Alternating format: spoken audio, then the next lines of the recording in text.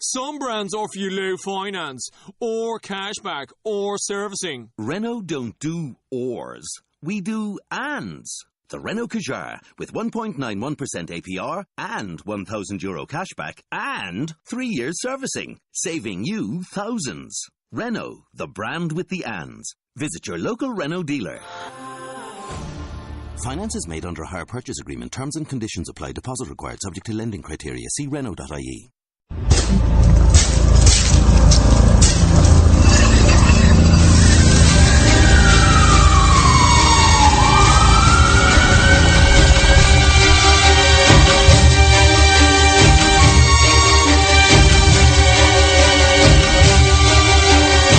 I'd like an answer to the question, Judge.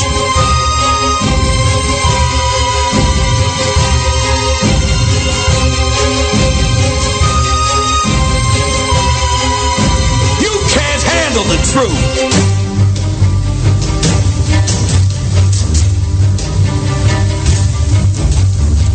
I ate his liver with some fava beans and a nice Chianti.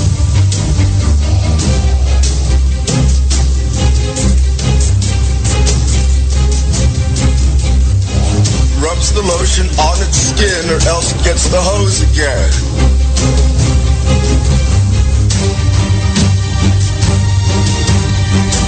Welcome to After Hours AM, The Criminal Code, with your hosts, Joel Sturgis, Eric Olsen, and Dr. Clarissa Cole. And good evening, everybody, and Merry Christmas, and welcome to this edition of After Hours AM, The Criminal Code. I'm your host, Joel Sturgis, right along with me, Eric Olsen, and Dr. Cole. And it is already going to be Christmas, 6 days away? Christmas? Can you believe it? Hard to believe. I know. It's just coming at us now like a freight train. Can't stop it. It is. You guys ready? You guys ready for Christmas? No. No. No? Is anyone ever? No. I'm not ready at all. No, not even close. I mean, we have a tree. We're probably better than we are lots of years because we were forced to, because we have a lot of complicated things going on. We have our big benefit event we've been talking about at the Aurora School of Music. That comes up Saturday. That has been a enormous amount of planning and just trying to get the word out and getting all the logistics and collecting raffle prizes from local businesses and obviously trying to get people here and on and on and on. Yeah. So that has kind of forced us to do things we probably would have put off doing earlier. I think we probably got to our presents earlier, maybe than some years. That's usually good. I am really bad. I mean, it is not unusual for me to be shopping on Christmas Eve. But I don't do that anymore, but certainly the day before, it's not unusual. But that's the other part of it is now for the last, probably getting close to 10 years now, we we perform Christmas Eve at church, so we got to be ready for that. So we got 2 songs we got to do. We had to back out of a third one because it's just too much. The band has to know 35 songs for Saturday night, and then we need 2 more. That's a lot. So we're farther ahead than usual. It's been fun to have Lily back from school, and my son will finally be getting out. They go late, seems like. Getting out after after Friday, I guess. Okay. So it'll be nice to have him around. The family's started drifting into town. They'll arrive over the next couple days, so it will be hectic but fun, and we're excited about it. How does somebody attend your benefit should they be in the area and want to pop in? Well, what's great about it is, of course, you can't really see us unless you attend, but it will be live streamed from the Aurora School of Music website. The whole event. Very cool. Very cool. And you can contribute to this fund. This is the Ray Olsen, that's my father, Memorial Scholarship Fund. So it's just a scholarship fund for students attending the Aurora School of Music. And so you just go to that website, Aurora School of Music. We're in Ohio, Aurora, Ohio. And you can contribute, and no amount is too small. I suppose a penny is probably too small, maybe even a nickel.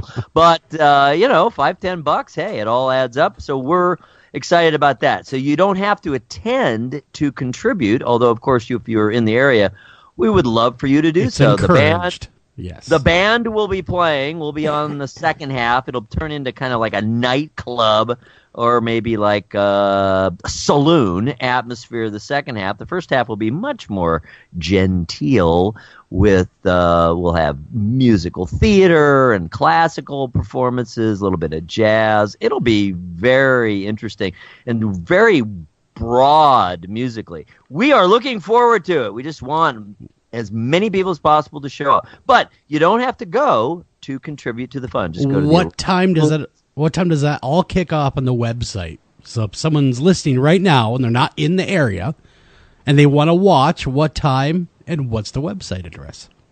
The event is 5 to 9. It's early because we wanted it's an all ages thing. We wanted to have enough time. We didn't want it to get too late, so it's 5 to 9. Although I'm certain that it will run over.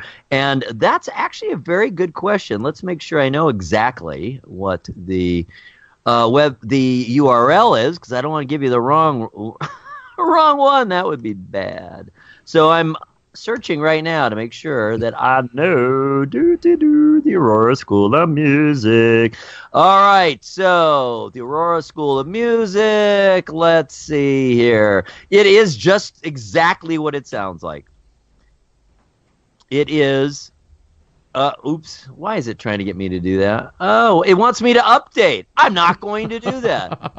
Wow, what was that nonsense? It is all good. Aurora School of Music is just www.auroraschoolofmusic.com. Check it out. 4 o'clock to 9, 5 to 9 rather, Eastern Time, 4 to 8 Central. Check it out. Donate. Be a part of this awesome thing. It's a really, really good cause to help further music development and get it out there to kids. So make sure you tune in again. That's the Aurora School of Music at www.auroraschoolofmusic.com. Yes, we have finally confirmed that. I don't know what happened when I was going in the first time. Yeah, and there's the contribute. I'm looking at the site right now. So right there on the front page in the crawl, in the what do we call the top of it there? That's the billboard. That's what it is. Right there on the billboard of the site. Yes, it is auroraschoolofmusic.com. Explains it right there, what it's all about. And very excited about it. Yes, love for you guys to check in. There's a tab up at the top that says streaming, and that's where you will click if you would care to watch the show 5 to 9 Eastern Time on Saturday, this coming Saturday, the 22nd. Check that all out. Now, Clarissa, how are you doing? Are you ready for the big day? No, I am not. I am not. Although I feel like I rarely am. I'm just, lots of stuff to get done. I am not really taking time off work this year. I was telling you guys that we ordered a dumpster to the house and just disposed of about 12.5 tons of brick on our own. It's a little. I'm tired. I think I'm just going to sleep through it. You could have built a house with that, right?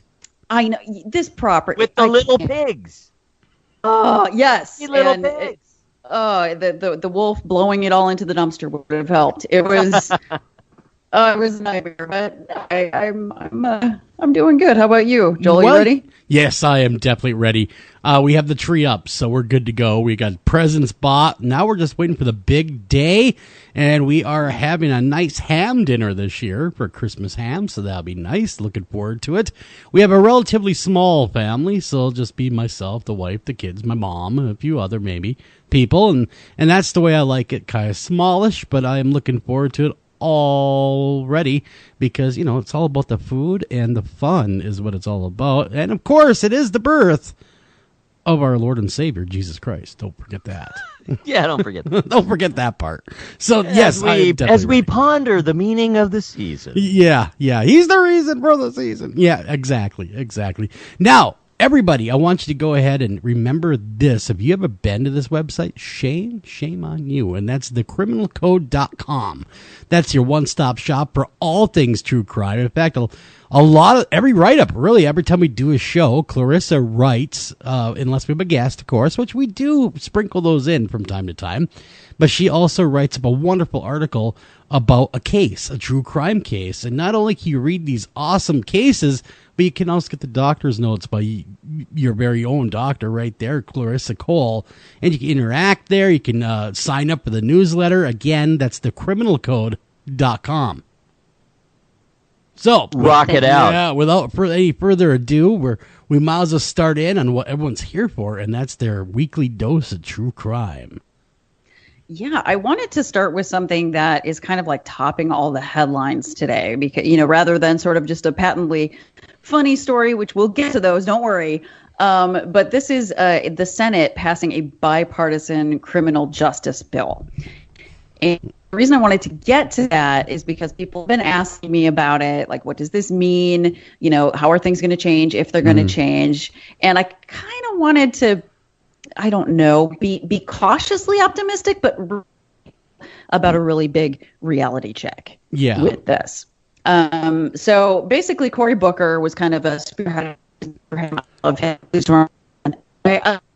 And they were doing the Senate bill trying to get overall prison reform. And that's because in the 1980s, which I remember, Dr. Cole, you're really breaking up. I don't know if you're catching that, Eric. Is she breaking up on your end as well? Yes, I feared it was me. Okay. My computer. Yeah, she was breaking up. Just a little bit. Hopefully we can restart this. And now the Senate passed, of course, the bipartisan crime bill, and you're explaining what it means, and maybe we can get a clear signal this go around. What does it mean, Dr. Cole, for us, the normal people? Well, let's see. Can you hear me? Yes, we can. All right. So the bipartisan bill, the reason people are excited about it is, do you guys have strikes law there in your state, respectively? Do we what, ma'am? I think we're going to run to break, and we're going to reconnect with Dr. Cole just so we can get a better signal going here. So don't go anywhere. We'll be right back right after this.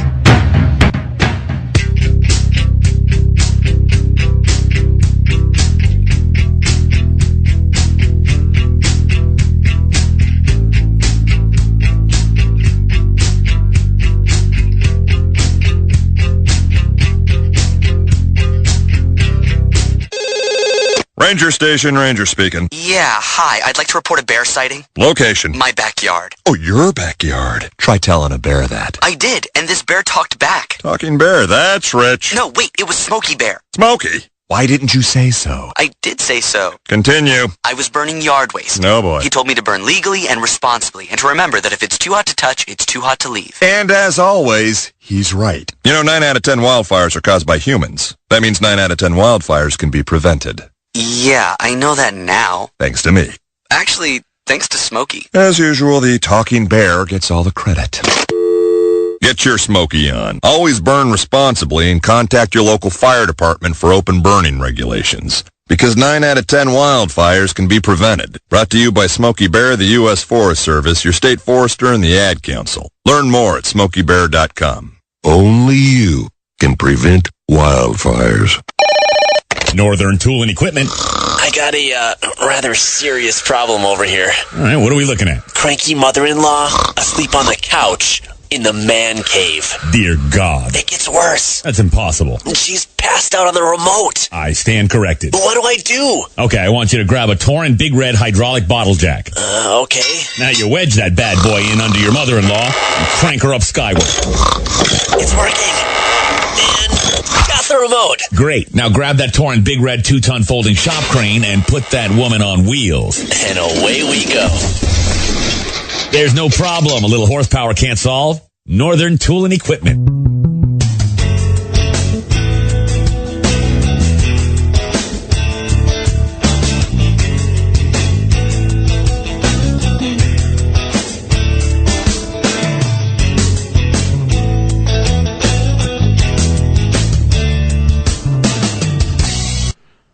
And welcome back to After Hours AM, the criminal code. We're working on the connection issue that we were having with Dr. Cole. We're trying to raise her by alternate means. So, it's radio in its purest form right now. So, live radio, gotta love it, right, Eric? Oh, it's the livest. I feel the live. Do you now? I feel the live, the vibe. It's all through me. It's all through you. That's the beauty of live radio. Sometimes you hit these bumps in the road and you try to do your best and get through it. But we will resolve this issue one way or another right here, right now, and get that done. So, did we start on the headlines yet? We did, kinda. She started the first one, and that was, of course, the crime reform bill. That it was. It's a kind of a big deal that oh yes, that bipartisan, and it doesn't seem like I have necessarily her cell or her phone number, so I'm a messenger. I'll tell her to call in. Some brands offer you low finance, or cashback, or servicing. Renault don't do ors. We do ands. The Renault Kadjar with 1.91% APR and €1,000 cashback and 3 years servicing, saving you thousands. Renault, the brand with the ands. Visit your local Renault dealer. Finance is made under a hire purchase agreement. Terms and conditions apply. Deposit required subject to lending criteria. See Renault.ie. Or at least ask her what's the best phone number. So anyhow, Eric, have you heard at all about the bill? Oh, of course. Yeah, it's a big deal. And absolutely all sides, it's something that appeals. It's interesting that it truly is bipartisan. It's not just bipartisan. It's also across a large portion of the political spectrum. And what happened is more libertarian-leaning conservatives, those who want to take away as much power as is feasible from the government, combined with much more liberal leftists who want to see, quote unquote, fairness, because as we know, the way the laws work, or I should say the way the justice system works, the net result of who gets incarcerated isn't really fair. If you look at it from various perspectives, including most especially racially. And so. Yep. Hello. Hey, Dr. Cole, we have you back. And Eric was just, we're talking about that first headline about the crime bill. Now we have you in a much better signal. And so, Eric, why don't you finish that thought, and then we'll let Dr. Cole kind of, bring in what she wanted to say. Okay, well, I haven't really described it. We can leave that up to Clarissa. What I was saying is the significance of it is it really does reach all the way across the political spectrum. It's a rare event where I don't know if there was any dissent. There was very little anyway. It was overwhelmingly approved by the Senate.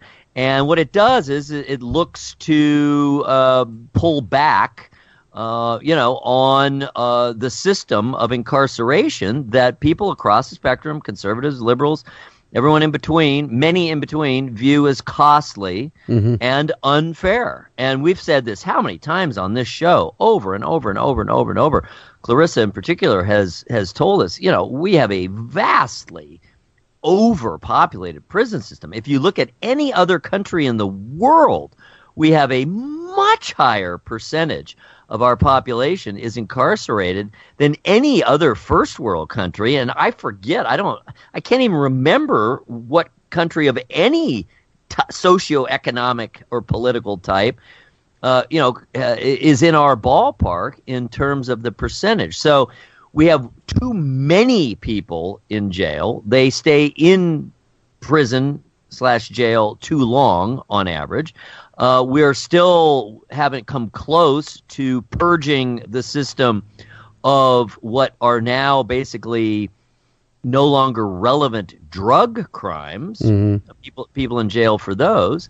And it's just too expensive. So for all of those reasons, it's a rare, very positive event that people reached across the aisle, reached across the political spectrum, and we're able to, it's called the First Step Act. And it's doing a lot of positive things, expanding. Yes, and I would like to temper that. Sure, absolutely. Go for it. Your turn. Yeah. No, I'm hearing a lot of excitement about this, and people are forgetting one really huge element of this. This is for federal prisoners only, okay? And that is a huge tempering point. There are only about 170-some thousand federal prisoners nationwide. And just to give you an idea, there's 125,000 prisoners just in California. Oh, geez. So, wow. And the vast majority of these federal prisoners, I'm sorry, but people don't generally get locked up on a federal beef for low-level drug charges. It's not typically how it works. So while this is a good symbolic step, I want to make everybody very aware of that this is not going to open the floodgates and release a bunch of people. There aren't very many. Mm-hmm. It's not really going to help with a lot of the rehab programs. Federal prisons have always had those in spades. It's the state systems that don't.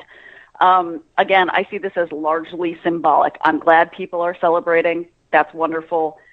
But this, again, only applies to federal prisons. So let's keep that in mind. So it's kind of it's not reform. It's kind of much ado about nothing, is what it is, because it's not going to do anything. Well, it upsets me because people are like, "Oh, good reform." I'm like, no, reform for the federal prisons. The states still have their own sweeping laws and sentences when it comes to drug crimes, when it comes to the three strikes law.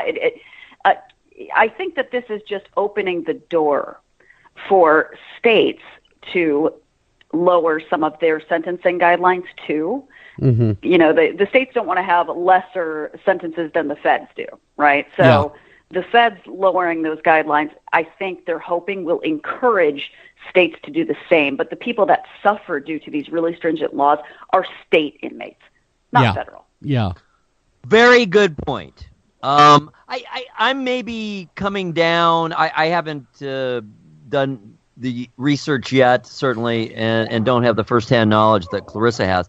But I would still say that I think it's more than symbolic. I do think, it will have a real effect on those who it does happen to impact. But I think in the long run, hopefully we will see states then able to refer to this and use it as an example, and hopefully it's the beginning of some serious reform. That's, I think, what we would all like to see, and of course the states are next. Do we know what the national population is of prisoners? Yes, it's 175,000 approximately. That's the national rate of federal prisoners. Right, but all prisoners. State prisoners. Oh, gosh, no. I don't know all states. I know California is close to that. I know that Wisconsin has 25,000. So extrapolate from there, but it's millions. It's millions and millions. So 175,000 is a drop in the proverbial bucket. But like you're saying, I'm hoping that it will open the door for states to do the same. But it's really not going to have the impact that people think it is. These people that Kardashian and, one of the, cases that she brought before President Trump was a state inmate. Nothing is happening with that inmate. She's a state inmate.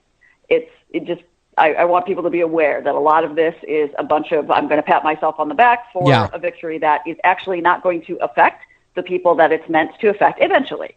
It's a good first step, as the measure is called. So okay, now if you had a magic wand, Dr. Cole, what would you like to see happen by all states as well? I mean, just across the board. I would like to see a parole process that is more informed. These measures that people come up with are horrible. I do not agree with them. I never have. This idea of, hey, let's let out all nonviolent third strike inmates. Terrible idea for one very good reason. The reason that they're there, maybe they're only judging it on the most recent offense, their most recent lockup, right? Mm-hmm. Which might be low-level drug offense. But their prior to incarcerations may have been for rape or homicide. Mm-hmm. You don't know. Mm-hmm. So to do these big sweeping measures, that's not where to start with prison reform. I would know. I've been doing it a long time. A better parole process for the inmates we already have, and better sentencing guidelines for the new people coming in would be great. But these huge sweeping measures to just decimate the prison population that we have right now to stop the overcrowding, it's a bad idea. People will be hurt if you do that. So, you know what I mean? It needs to be an informed process, and it's going to take a while, too. It's not going to happen overnight, and that's not what people want to see. They want it to happen yesterday, and that's the hard part. We need an island. That's what we need, is an island, much like Great Britain did with Australia. Just send them all to the island. Just give them an island and drop provisions there once a year or something. Let them live amongst each other. It's sad because there are people in prison that don't need to be. Absolutely. But again, they're not the people that anyone wants to let out. And that's the problem. People by and large want to let out young inmates. Yeah. Inmates with a lot of life ahead of them. You know, that's what they want to see. They want to see young inmates getting out because, it was just a drug conviction. Wrong. Yeah. Yeah, it looks good on the news, but that's the wrong population. Yeah, well, very true. Very true. Well, hopefully this does lead to more reform, common sense reform down the road, but on a state-by-state basis where it doesn't become common sense. And I think we're seeing... I'm sorry. Go ahead, Joel. I was going to say, we all can hope for that common sense to rule the day. I think we're seeing the pendulum swing, is what I... rudely interrupted to say, in so many topics, maybe all topics, we see this great swing. So back in the 90s, we had a really hardcore, we had the, broken windows movement. Oh, yeah. Mm-hmm. And we had the 3 strikes laws put into place. We saw a much harsher take. What happened? Crime went down. Why? Because you're taking criminals off the streets, even if it wasn't particularly fair. So, but if you're just looking at numbers and percentages, crime went down. Why wouldn't it? There's fewer criminals out there. So then, over time, it starts swinging the other way. Hey, wait a minute. This isn't fair. This isn't fair. That part wasn't fair. Ooh, I didn't like that one at all. Whoa, that's not fair. Wow. This is very expensive, and on and on and on and on. So now it swings all the way back the other way, and wherever we do end up in terms of actual reform and people being released, eventually some of those people will commit mayhem and problems, and we'll have a hue and cry to head back the other way in a more punitive direction. I think ultimately, though, and I would love to hear Clarissa's thoughts on this. She's talked about it many times before, but love to hear it again now, is what is the real way forward? How do we become, how do we create a prison and not just prison, but a justice system that does look to the future, that does improve people, that does reform people, that is not overly punitive, but is not wishy-washy either? What is the way forward in your opinion? And who would know better than you? Well, first of all, Canada would know. They'd absolutely know. They are experts at it. They have been leading the pack for a long time when it comes to prison and prison reform. And they have an extremely low recidivism rate on violent crime in Canada. Mm-hmm. And it's not because they have a lot less violent criminals. It's actually not the fact at all. Their rate of violent crime is very similar to ours in a lot of areas, right? But they're focused purely on rehabilitation from the second the inmate walks in the door, because they have every intention of releasing them. Even if they're murderers, they have every intention of releasing. And we do not do that here. And the other thing is that their parole boards are informed.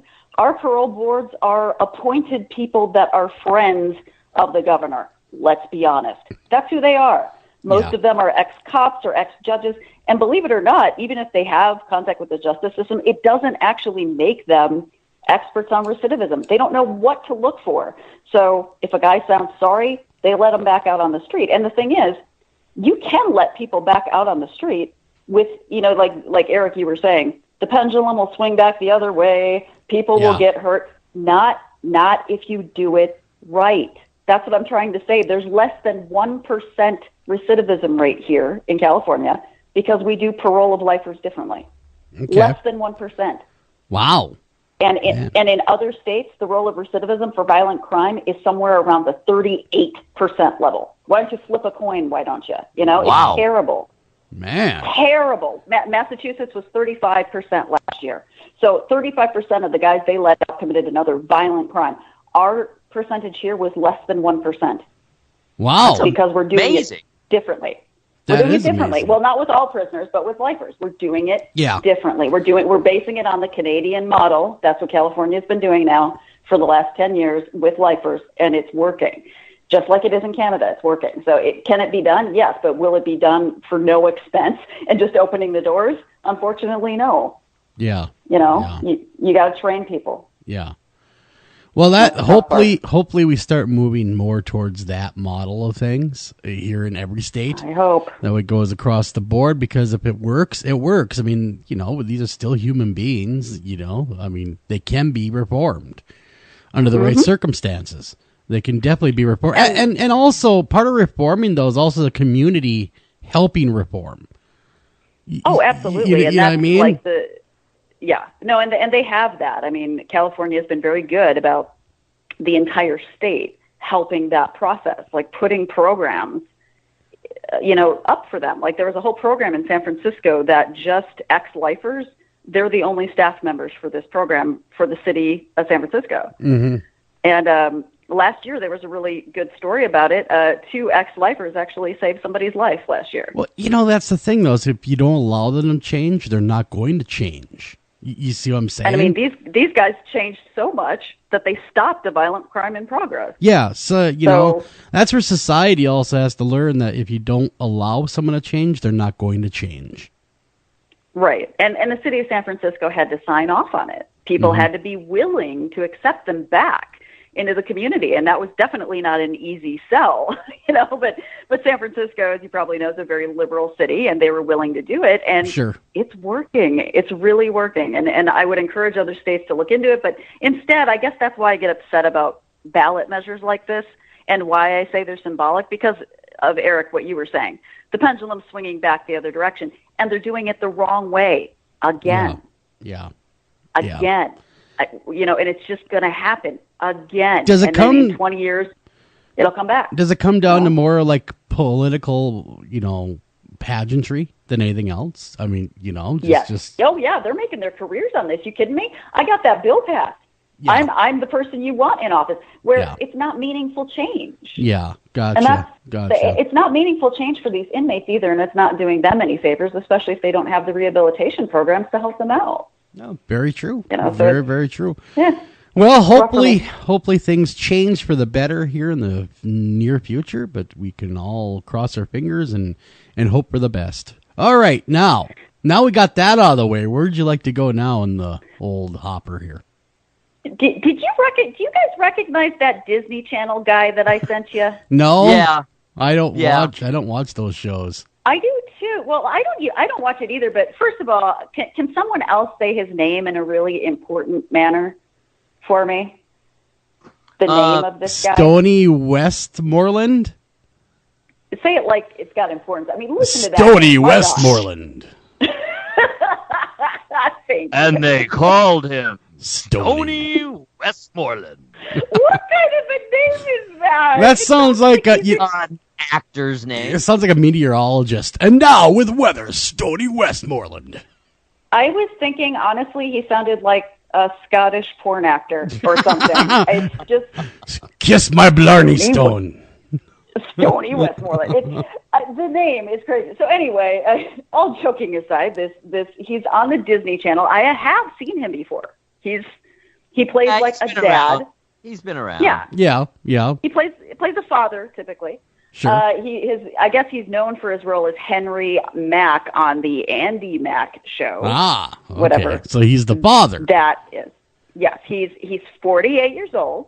Okay. And supposedly he was exchanging photos and other things with a 13-year-old person. 48? 48 years old? Yeah. And he was trying to meet this 13-year-old for sex. Luckily for everyone involved, the 13-year-old was actually part of a sting operation and wasn't at all. I gotcha. Well, yeah. And he knew that this was potentially a 13-year-old. Am I correct? Oh, yeah, and when they do these sting operations, I mean, you'd think that people would know because they make it real obvious. You know what I mean? Like, I'm 13, and then they'll say it again. Like, I'm 13 years old, just to make sure they know. Yeah. Yeah. No. They don't. Well, what do you think is going to come of it?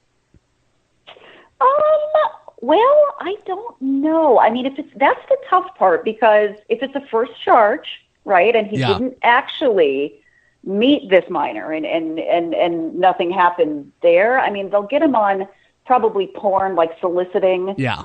You know, but my guess is he'll probably get probation, to be honest. Wow, he's been around. Well, I'm looking at his IMDb.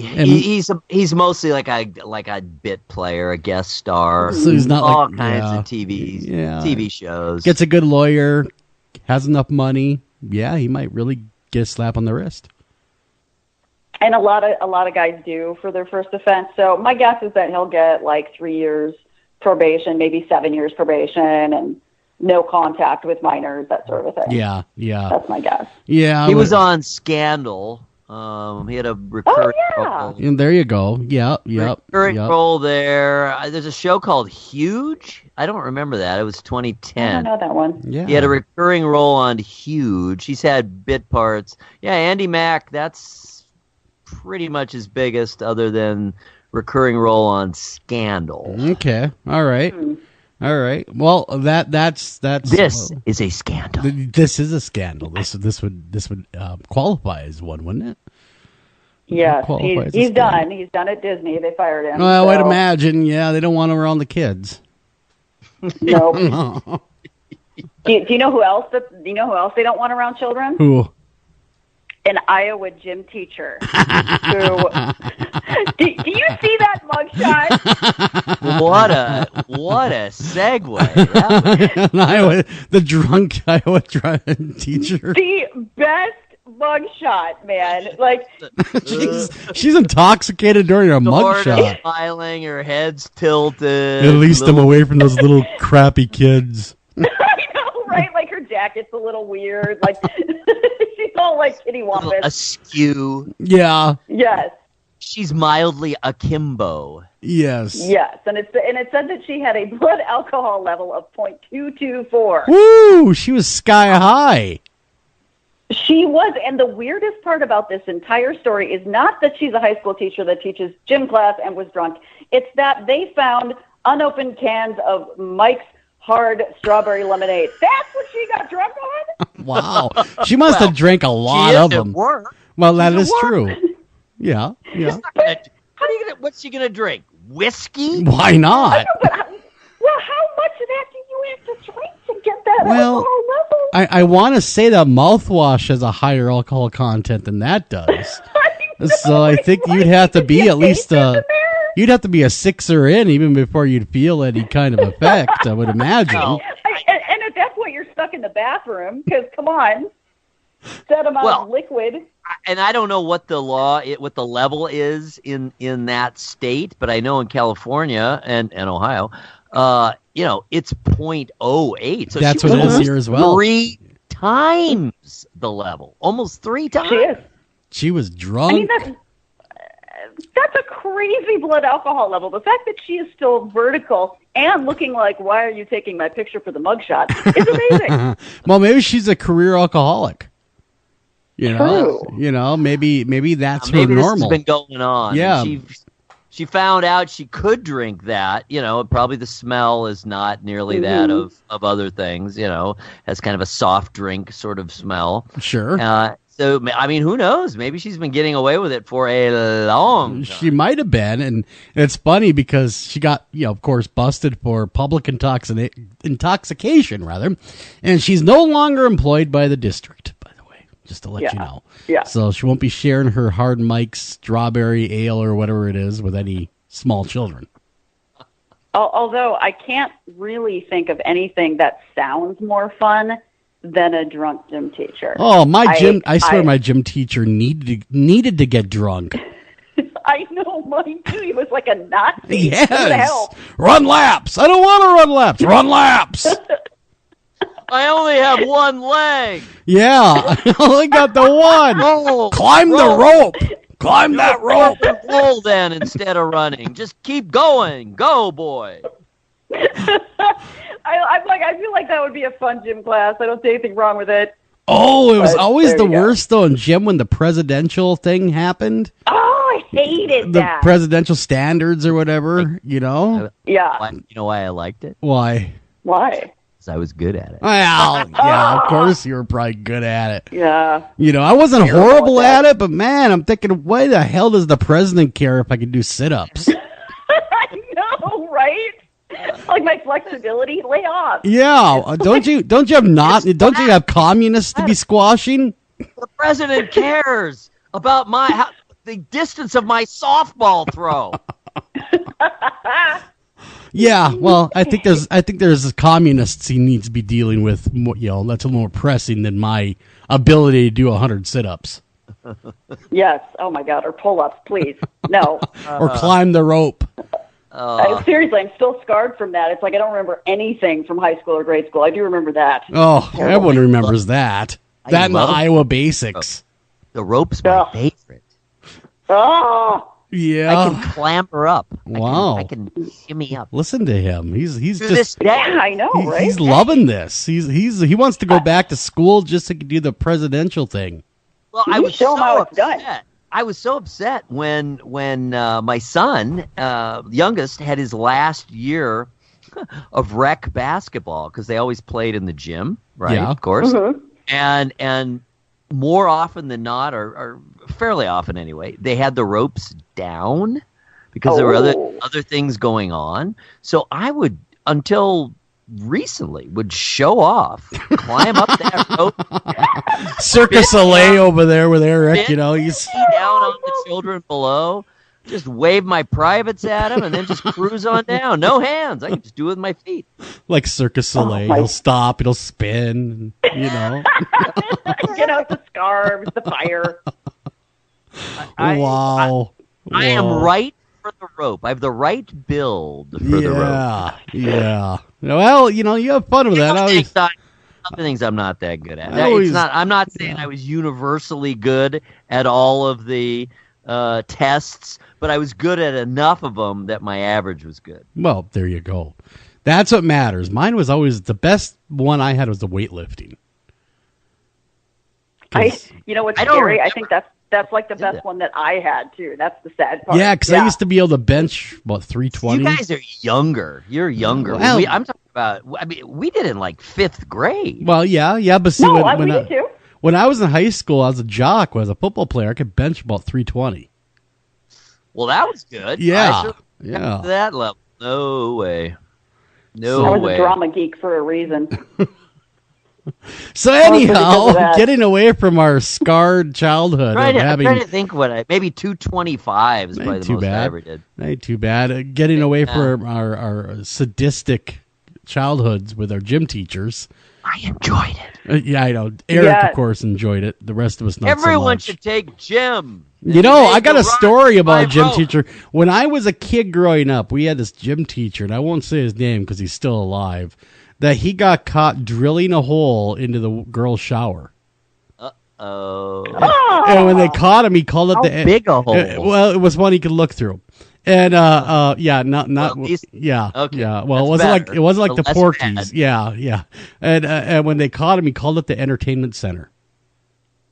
Oh my God! I would have been that girl that was like, "Why are you bringing a sharp stick into the shower?" Just wait. Well, he did it after hours with a masonry bit and a hammer drill. You know. So anyhow. Well, you know what? Speaking of ingenuity, have you guys seen this person from NASA with the package with the glitter? I have. I have. It's to stop the Amazon pirates. Arr. Oh, my God. I love this person. So then they're calling them porch pirates.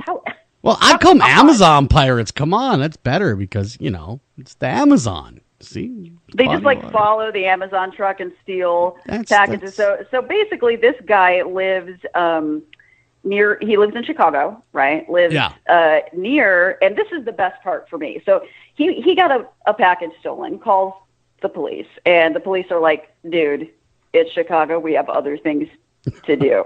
You know what I mean? Like, we're not going to track down your porch pirate for you. So this guy actually helped design the Mars rover. Okay. So, he's got some expertise here, and he wanted to design the perfect package that would foil these porch pirates, and he put a label on the package. Do you guys know what the label said? No, I don't. No. He lives very near, apparently, the original Home Alone Kevin McAllister house. Oh. Is that in Chicago? Yes, it is. Okay. And on Lincoln Avenue in Chicago. And he lives near that house, and he used Kevin McAllister's name plus the address, and he addressed the package to Harry and Marv. and no one noticed, apparently. They took this package, and this package now, it had GPS, it had 4 phones inside of it to record everything when you took the cover off. Sure. And it had what can only be described as a spiral spinning glitter bomb that goes off in all directions. Now, it just shoots glitter, like a cannon in all directions, like you have been to every strip club on the West Coast and just... Yeah, you're covered in Brandy and Mindy glitter, head to toe, yes. Absolutely covered, head to toe. And then, as if that wasn't enough, he engineered a can of fart spray. Yes, they make something called fart spray. To spray 5 times every 30 seconds until the robber throws the package away. And it worked. Oh, I bet it did. But no one else wants the package after it goes off. But yeah. Oh, my goodness. If you are not busy and you want something to entertain you, go to YouTube and look for the NASA engineer that had the foiling of porch pirates and watch a bunch of would-be criminals getting doused in glitter and then all of a sudden going, what's that smell? Oh, my only question is, why is this man an ex-NASA engineer? With that kind of ingenuity, we could use him right now. I know, right? What'd he do? Why is he designing this? I don't know. Maybe he's retired. I have no idea, but it was ingenious. I love it. Cannot get enough of it. I would watch those all day long. I've never had a package stolen off my porch. It depends where you live. Yeah. I know all the drivers pretty much for UPS, so they just put it inside my porch. Letting everybody know. Yeah, just go ahead. It's inside the porch. But I have not had one go, gone on me. But I also have security cameras trained right on the front porch. No, so do I. I've got security cameras too. But like I was telling you guys, I had my identity stolen by someone taking something out of my mailbox. I didn't know that. Wow, someone stole your identity? I didn't tell you guys that? No. Yeah, I went to court. Yeah. What? Somebody stole my identity back this summer. Somebody took a check out of my mailbox and used my identity and washed the check and put a different name on it. No way. Was it a big check? It wasn't. No, it was only $80. I was gonna say, was it that 1 penny check that AT&T sends you, going, this penny could get you a phone? No. It was, oddly though, it was to AT&T. The check, for real. It really was. It was my cell phone. Okay. bill. Okay. Yeah, it was an $80 check, and someone took it out of my Nothing mailbox. pisses me off more than seeing a check in the mail and you open it up, it's for like 10 cents, like from AT&T. I know. Some It's promotional like, why thing. bother? It cost you more to print it. Yeah. But no, it was a kid. He took the check out of not a kid, but a young person, and here where I live, they actually take that stuff seriously. So they got security cam footage from the ATM where he cashed it. They tracked him down. They arrested him, and he spent Thanksgiving in lockup. Wow, is he gonna get the death penalty? Do you think? No, Oh. I went to court. I went to court and spoke for him actually. Oh, no death penalty, just castrate. Just flog him. Just beat him. Use the Singapore cane.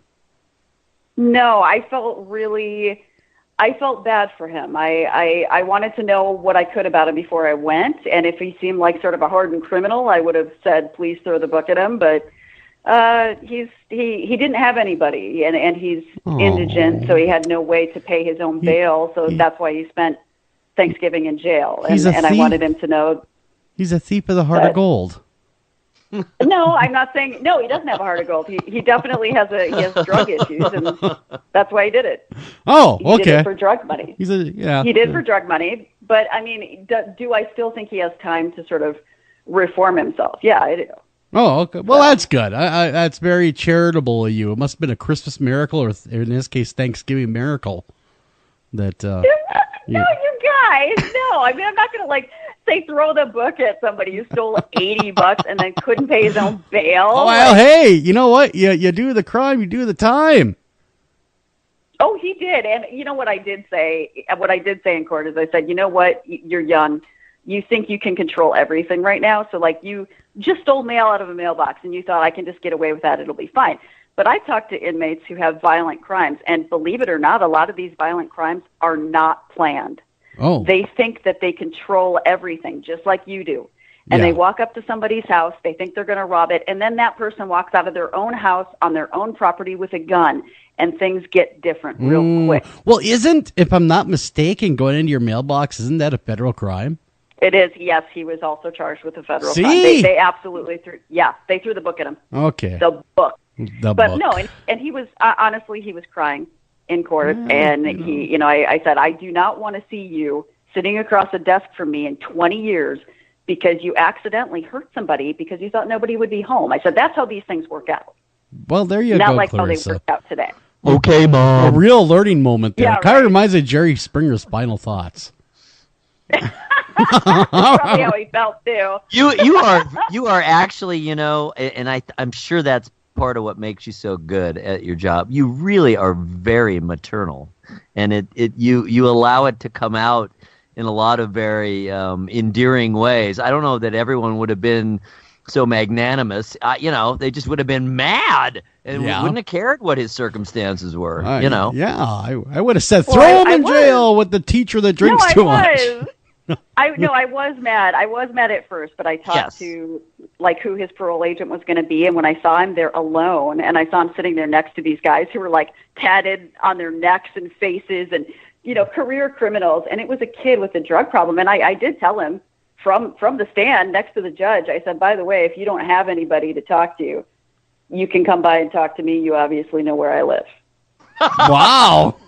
See, so the point being, you're kind of minimizing it, but you followed up. You did the research. A lot of people wouldn't do that. No, they wouldn't. They wouldn't. You were very maternal, whether you realize it or not, toward this poor guy. I know. It kind of reminds me of a Hallmark Christmas movie.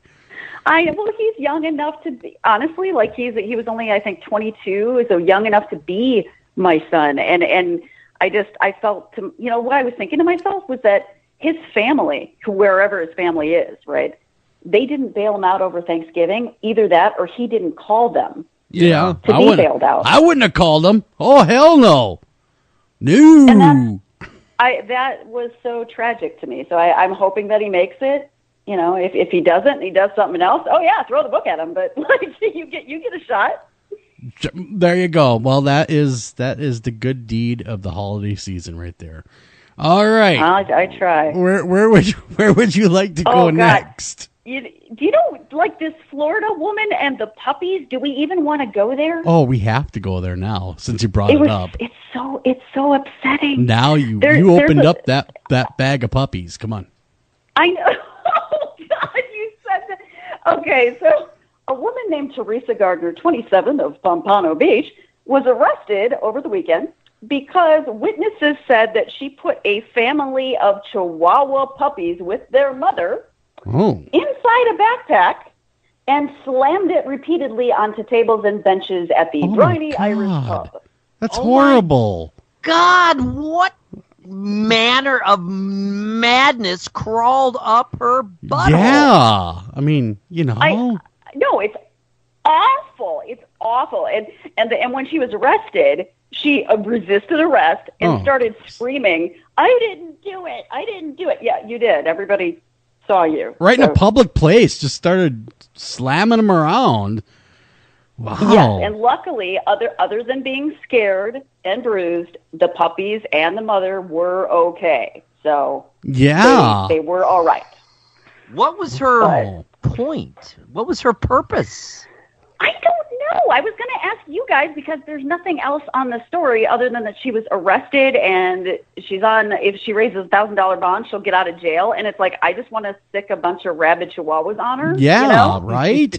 Well, now it's got to be a felony or something, right? I mean, I don't know what is it? Tormenting animals and resisting arrest. I don't know that they are felonies, actually. Yeah.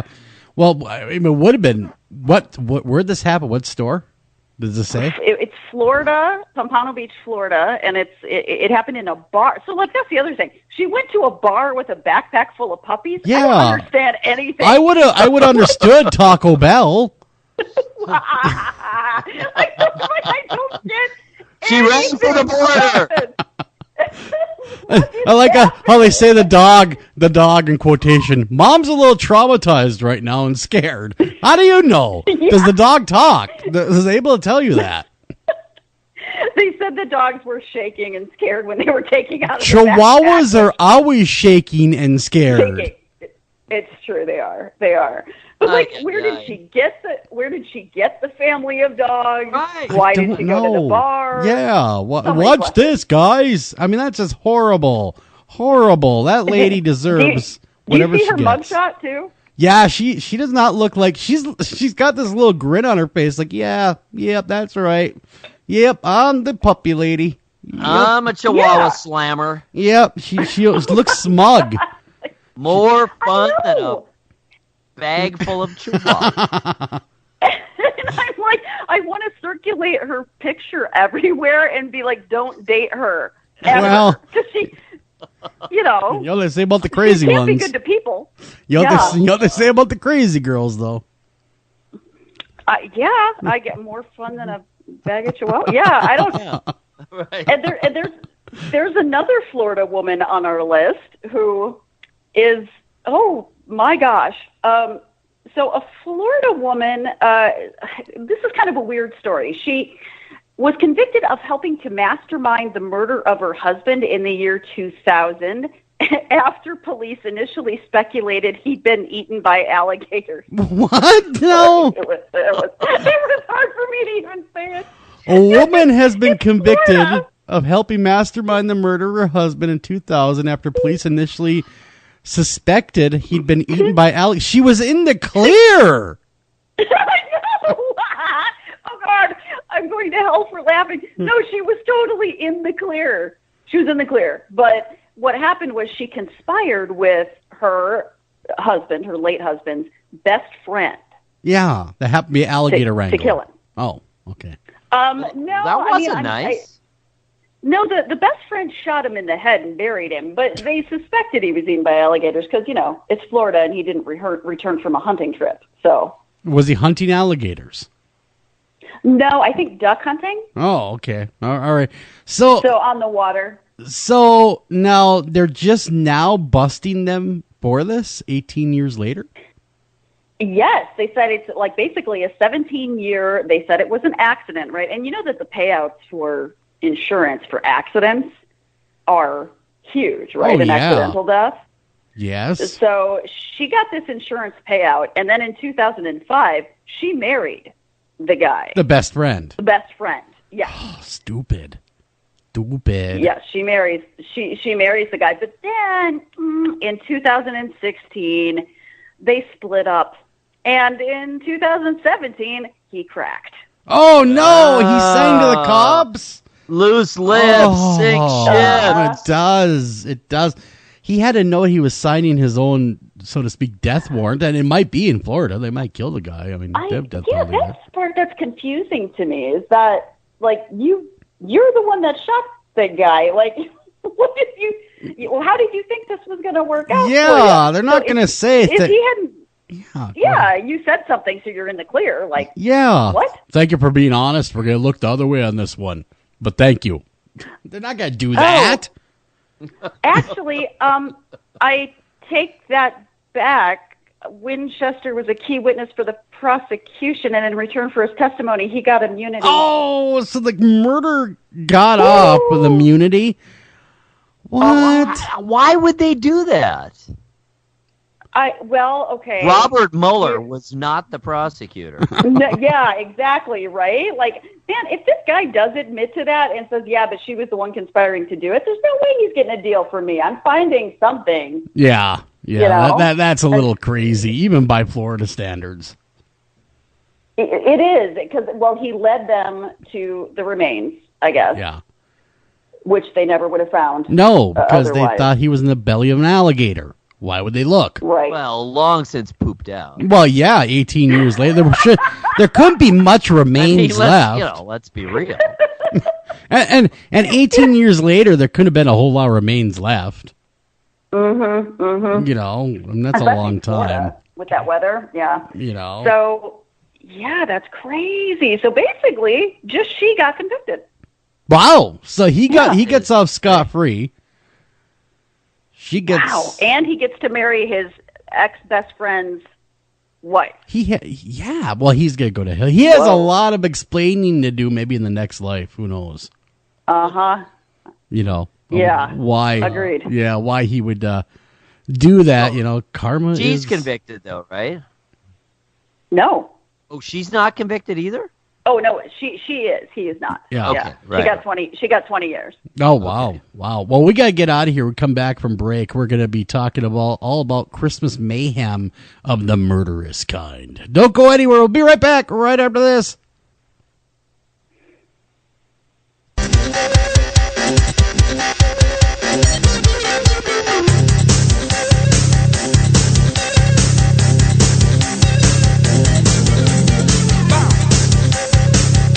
Hi, Tom Bodette.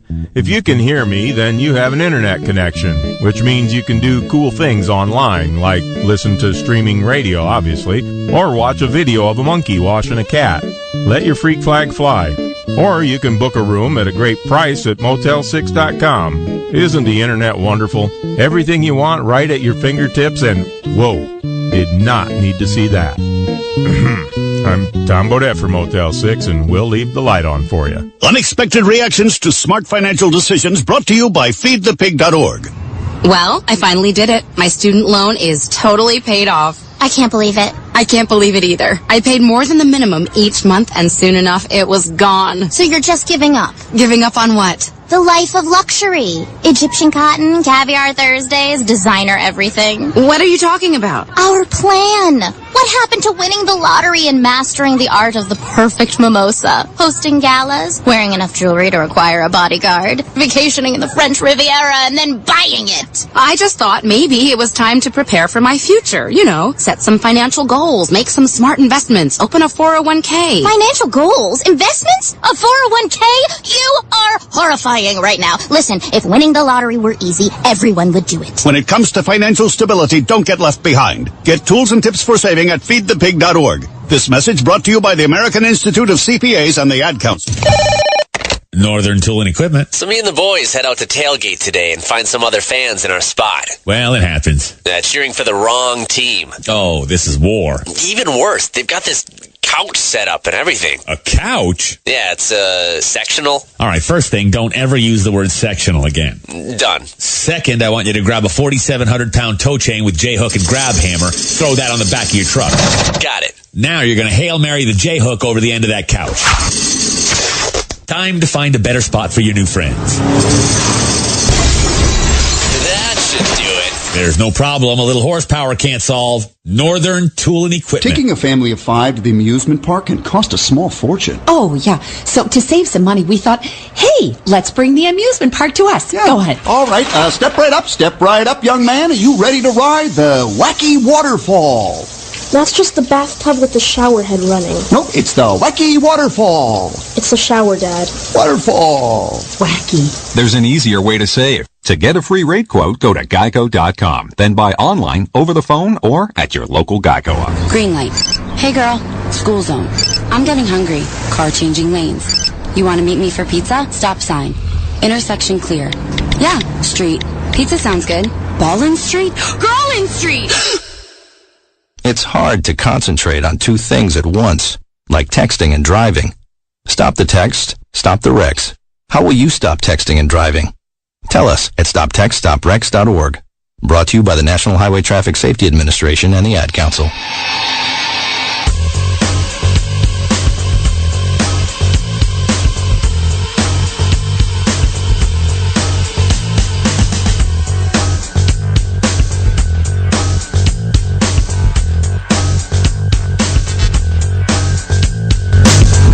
And welcome back to After Hours AM, the Criminal Code. I'm your host, Joel Sturgis. Right along with me, Eric Olsen. And Dr. Clarissa Cole. There we Cole. are. Woo! Sweated there for a second. Going, okay, where'd she go? We reconnected on Skype. Hopefully, that was my fault. A much better connection, which it already sounds like it is. And of course, I want everyone to go over to thecriminalcode.com. Check it out. It's your one-stop shop for all things cool. That is true crime. There's also Dr. Cole's very own website. So check that out.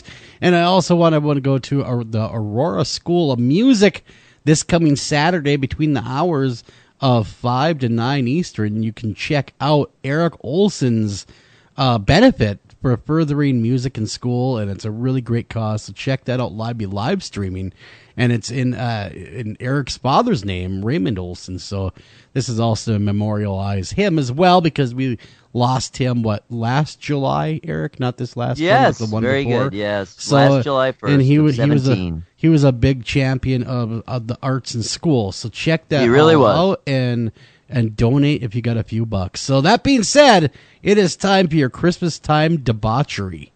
Oh, yes. Just hear those sleigh bells jingling. Get it? The holidays are a time for unbridled joy and deep rumination as we ponder the meaning of the season and the passage of another year. But while Christmas time brings out the best in most of us, with family and friends gathered near, it brings out the worst in some of us, the dark in the season of light. Here are 4 tales of holiday murder and mayhem to chill the warmest soul. All right, we begin with the Los Feliz, the famous Los Feliz murder house. In the 1950s, Dr. Harold Perlson, his wife Lillian, and their children Judy, Debbie, and Joel moved into a 3-story Spanish revival home in Los Feliz. I guess we can say the address. It's not a secret. 2475 Glendower Place. Sounds like a dream home for the seemingly perfect family. By the end of the decade, the facade would crumble. On December 6th, 1959, at around 4:30 a.m., Harold bludgeoned his wife to death with a ball-peen hammer. I always like that, ball-peen hammer. What the heck is a peen? I guess it's for shaping metal. The ball. All right. Yes. Makes perfect sense. Next, he went to his eldest daughter's room and hit her with the hammer. Lillian died before she could even scream, but not Judy. Her screams woke up her 2 younger siblings and half the neighborhood. Though she had a likely skull fracture, Judy managed to escape her father and ran to the neighbors for help. Harold told Debbie to go back to sleep. This is a nightmare. Oh, my God.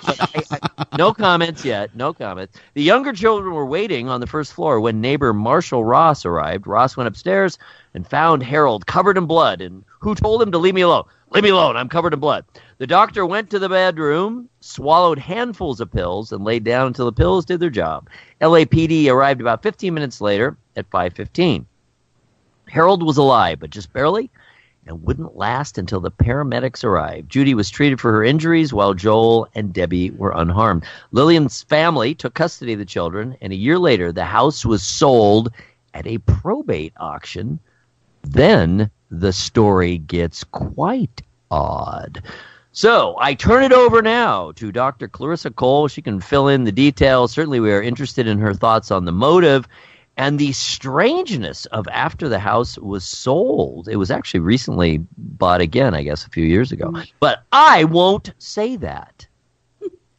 It's crazy to me. So this house I can see being sold at, a very low rate to the earliest bidder after something like that. And that's pretty common, right? Is that something gruesome happens in a home and then they just want to get rid of it. But this is the weird part, right? So these people, the Enriquez family, Emily and Julian Enriquez, bought the house, right? And it's a mansion. It's a full-on mansion in the Los Angeles area. Yeah, big old place. And the Enriquez family never moved in. Oh. And when Emily died in 1994, her son Rudy inherited it, and he never moved in either. He said, I don't want to know, or I don't know, I don't want to live there, don't even want to stay there. And he used the house for quote-unquote storage, and that's it. Oh, dang. Why? Because the murders? Yeah, and so this mansion essentially sat completely unchanged since 1960. And if you go online, if you want to look up Los Feliz murder house is really the search criteria, you'll see pictures through the windows of this house. And I don't know if creepy is the right word, but my gosh, nothing changed. There is still a Christmas tree with Christmas presents, all the furnishings. It looks pretty much untouched. Just There's like still the television. Yeah. Decades. This was into the 2000. This was as recently as 13 to 15. 15, yeah, almost 2015. Supposedly, it was exactly how creepy. It was. I'm looking at the pictures. They put some sheets over some of the stuffed furniture. There's some sheets thrown over the furniture, but other than that, I mean, it's pristine, really, from that era. It's crazy. But the weirdest part about it, right, is that people are saying that the original family, the one where he murdered his wife and tried to murder his children, they were Jewish. So people didn't think they celebrated Christmas. Oh, well, they do, evidently. Yeah, so where did the Christmas tree and the Christmas presents come from? There's a can of SpaghettiOs in there that you can clearly see in the kitchen, but SpaghettiOs weren't introduced until 1965. Oh, I see what you're saying. There's some stuff. There's some stuff out of place, but for the most part, it is exactly how it was. One of the theories is that at some point someone rented the house and came in there and some brands offer you low finance or cashback or servicing. Renault don't do ors. We do ands. The Renault Kadjar with 1.91% APR and €1,000 cashback and 3 years servicing, saving you thousands. Renault, the brand with the ands. Visit your local Renault dealer. Finance is made under a hire purchase agreement. Terms and conditions apply. Deposit required subject to lending criteria. See Renault.ie. That's why where the tree came from and where the SpaghettiOs that didn't come into existence till 1965, but even that's a fair amount of time after the crime, right? Oh gosh, several years. Well, and Julian Enriquez said that Rudy Enriquez said that they did use it for storage. So he could have put other things in there that maybe didn't belong. And lots of Jewish families, hate to break it to you, do actually have Christmas presents or Hanukkah presents or a tree. They do both. So it absolutely could have been theirs. But I mean, this house didn't sell again until Rudy died, I guess, in 2015, and he had no children, no heirs. So they're saying back on the market, or it's going to be back on the market. Yeah, it is. Yeah, it is. Yeah. You could buy it. It looked like it was purchased in 2015. Did they say how much? Yeah, it was 2 point something million. Wow. Yeah, and because of where it is. So I mean, this is a classic sort of family annihilator situation. It's the classic family annihilator, and he was going to, who knows, I'm not sure what the motive was since he died and his wife died. Maybe financial problems is what leading the pack usually with that. But the children didn't die. So I mean, how lame is that though, to be killing people and say it's just a dream, go back to sleep? Really? Who's gonna believe that? You're gonna roll a hammer. Well, they were kids. Well, I understand that, but you'd think they'd be like, no, it's not. You're killing people. It's not a dream. I mean, it's crazy how much stress there is around the holidays. Although the biggest month apparently for family annihilations is August. Why? The theory is that most family annihilations happen when the parents are separated already. Okay. And so the father often has custody of the children over the summers. Oh, I thought maybe it's because the back to school costs. No, giving the children back is they think a trigger. Oh, for it, man! Sometimes you just want to give them back. Like, no, take these kids. Oh. I know, right? They're yours again. Just go ahead, take them. Okay, all right. I'll see you guys in a couple weeks. So, I mean, this is just I'm surprised that they never did anything with the house. That is interesting to me.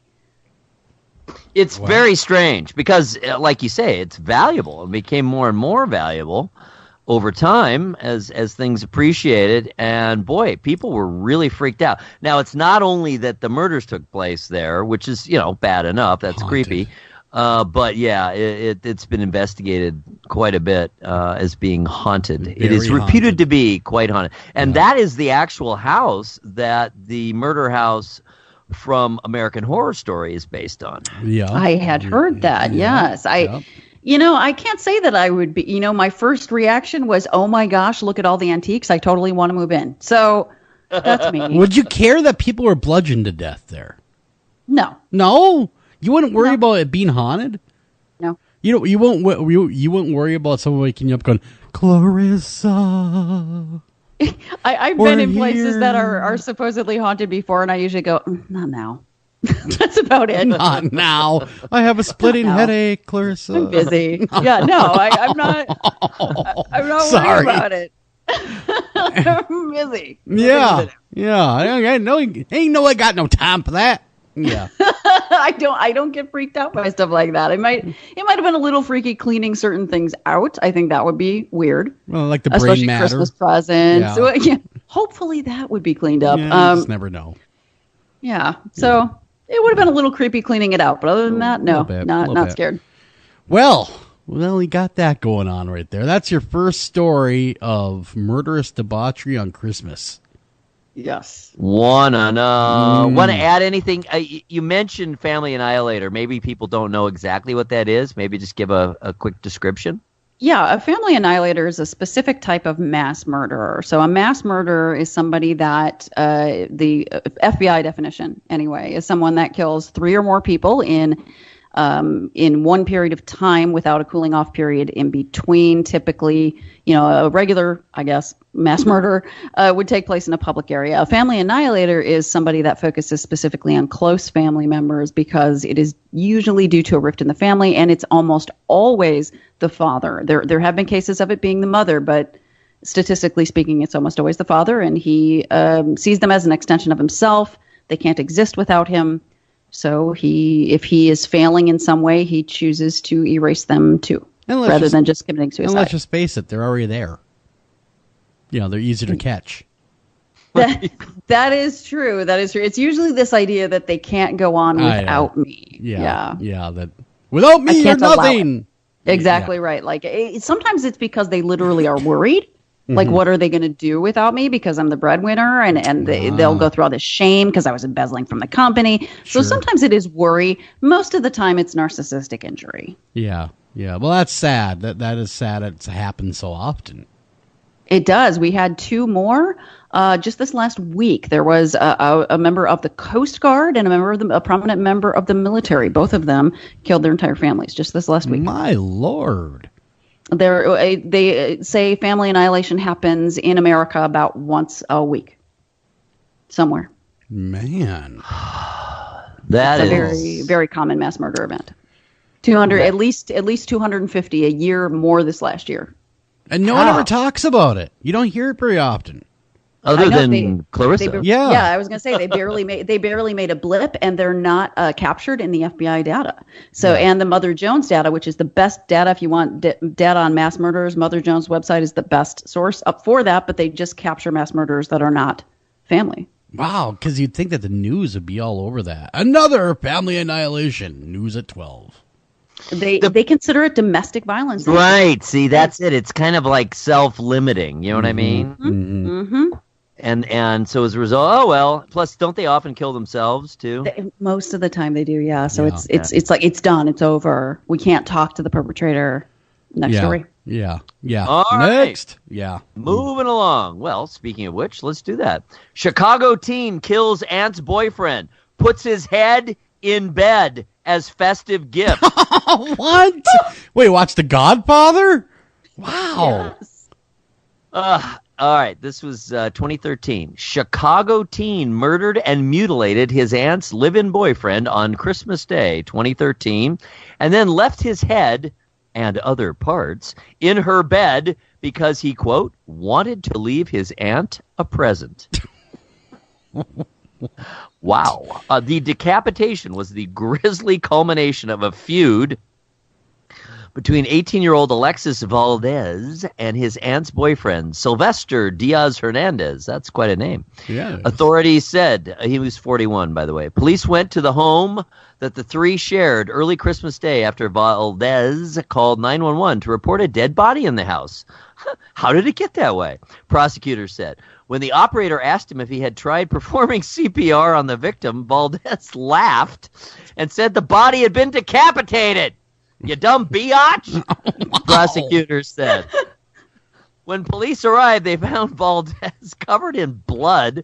This is so weird. On the home's front porch, authorities said. When police asked him what was going on, he responded, "Shouldn't you arrest me before you ask me questions? Because I just killed a man, and he's in the basement." According to the police report, Assistant State's Attorney Kingsley Sawyers. Wow, that's a name. That's nice. a name. Yeah, he should be an assistant state's attorney. He should be the state's attorney. He's no assistant. Kingsley Sawyer said Valdez lived in his aunt's house with her and her boyfriend, Diaz-Hernandez. Valdez was supposed to work and help pay household expenses, but didn't, leading to tension in the home. Oh, boy. There's much more to this, and I turn it over to Clarissa. It's really quite a tale. You know, it's what's really kind of interesting too is that Kildare Avenue, where the murder took place, is literally 3 blocks over on Irving Park from where I lived in Chicago. When I saw the apartments that they picture in the article, I'm like, oh my God, I live there, but I live 3 blocks down in apartments. I knew the people. Like that. No, I didn't, but yeah, it's a nice area. I consider it a nice area of Chicago, North Side, right by the Blue Line stop. It's not an area where a lot of violence occurs. It's quite quiet up there because you're a good ways out of the city at that point. And so this person, Mr. Valdez, he lived with his aunt, but apparently he had a lot of trouble keeping a job. He's young, right? And he used to drink a lot. And so he basically was kind of living off of his aunt at this point. And Diaz-Hernandez, that's her boyfriend, the 41-year-old, was, I think, on her sake, really, getting upset that this kid was living off of her for free. Yeah, that's what it sounded like. I would too. The sponging. Yeah. Yeah, he was sponging. And my guess is that since she was the aunt, I might be the same way where you're a little softer on him than you should be and you wish you could stand up for yourself more. So, Diaz-Hernandez was saying, hey, you've got to stop this. But this is the strangest part. So they're saying that he is going to be kicked out essentially after the holidays because you were supposed to contribute. You haven't been. And Diaz-Hernandez returns home. So the aunt is at a holiday party. Diaz-Hernandez was with his family, right? His extended family, comes back home, finds out that Valdez had drank all the beer in the house. Oh, that's a bad thing, yeah. I know, right? And Diaz-Hernandez is like, hey, no problem. Let's go out and buy some more. Takes the kid to go and buy some more. They go to buy more beer. But before they go, the kid, Valdez, hid a hammer, speaking of hammers, by the door. And when they came back with the beer, because I guess use him to get the beer first, not really sure. Yeah. Well, that's always smart murdering right there. Right, I know, like plan for later. Brings the beer home, and as soon as he walks in the door with the beer, he bludgeons Diaz-Hernandez in the head, and then he decides to cover up the windows, play loud music, and dismember him with a knife and a saw. Oh, my God. Oh, and gouge out his eyeballs with his fingers. Oh, my good Lord. To get that tactile experience. Exactly. Just real hands-on kind of guy there. And it said after he became tired from mutilating him, he called 911. I'm tired of this nonsense. So did he take the head and I would only imagine nether regions and put them into the aunt's bed? I don't think he took the nether regions. He was busy with the upper part of the body. Oh, when Eric said other things, it left it to the imagination. It did. Like he would have been leaving, maybe the aunt's most favorite part behind. Well, he cut off the ears, nose, mouth, arm, hand, and head. Oh my good Lord! So he'd be real tired. Yeah, that's a lot of carving. Yeah, that's a lot. Yeah. Use a sawzall if you're gonna do that. I mean, something with a little power to it. So, he put those in the bed, but I guess he got tired of waiting for his aunt to come home because he said that if she had come home, he would have killed her too. Oh, he got sick of waiting around. I'm gonna call the police now. I'm sick of hanging around here with this dead body. I know, right? Now what do I do? I have this tired. dead body in the house. Yeah, I'm tired. Yeah. I'm gonna make sure I get my good cell. And I had a fair amount of beer, but not really enough. Yeah. And this is what I love about this kid. Two different things. One is that you said, like, when he called 911, they said, "Did you try doing CPR?" He laughed and said that the body had been decapitated. And then when police got there, they asked him what was going on, and he said, "Shouldn't you arrest me before you ask questions?"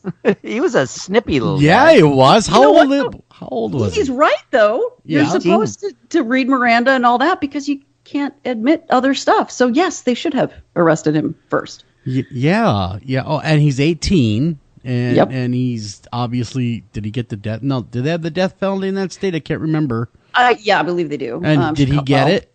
I don't. This didn't happen that long ago. Well, no, it did. I don't know what happened to him. Let's find out. Yeah, I was going to say it's premeditated. He planned it. He had the weapon by the door. He did a lot of planning. He did. There was a whole lot of planning going on.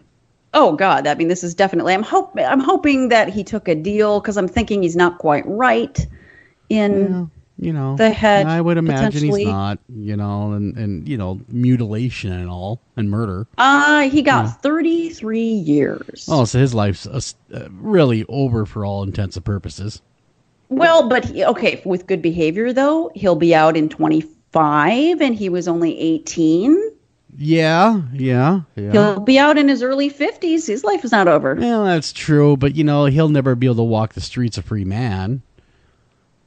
How so? Well, they'd make sure. I'm sure they would commit him to some asylum mental institution or state hospital at that point. The guy's nuts.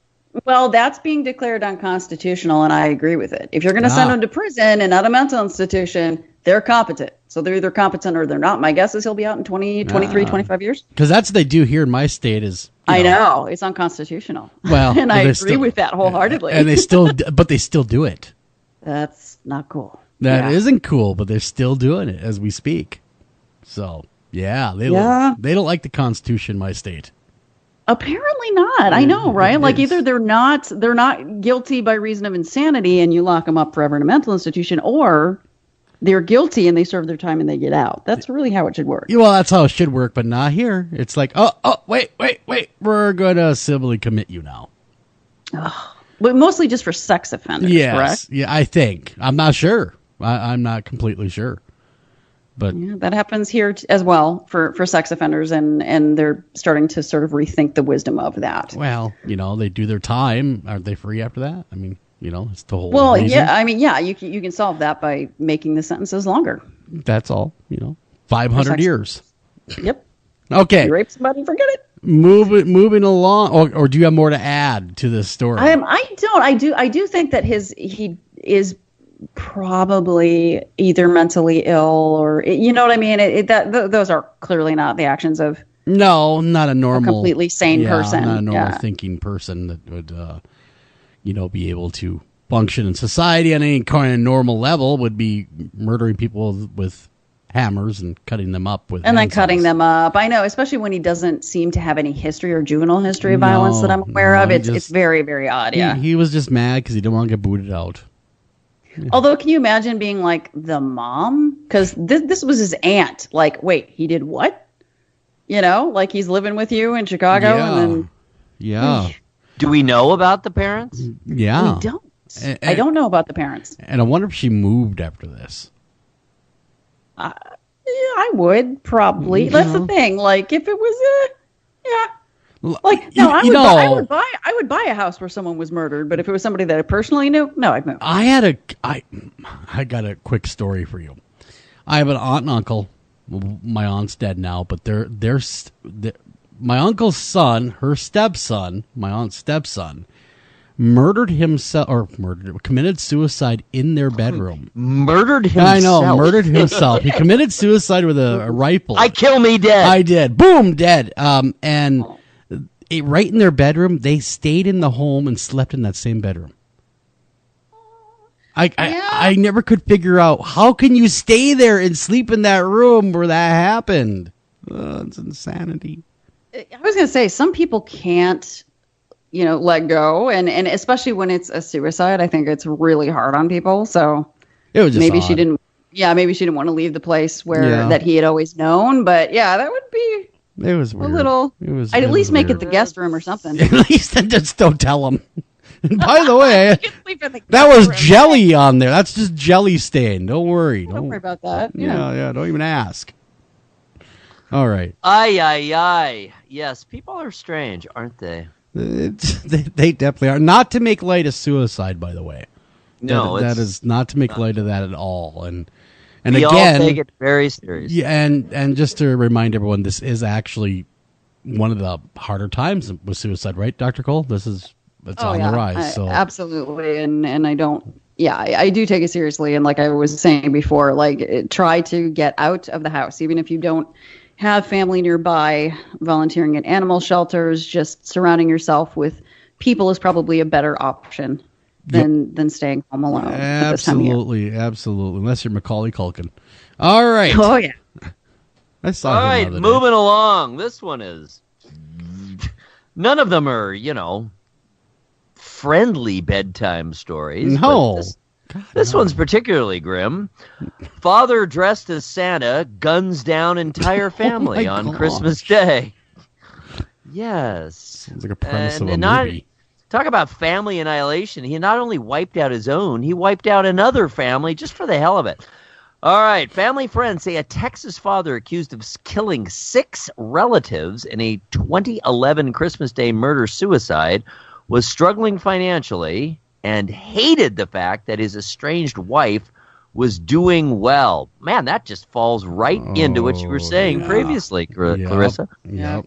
All right, 56-year-old Aziz Yazdan Panawas. What was that again?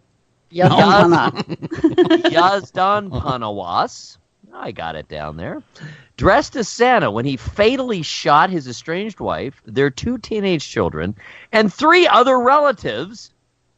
Wow. A Sunday inside an apartment in the Dallas-Fort Worth suburb of Grapevine. The wife's brother, Ali Ramati, says he'd been financially supporting the family.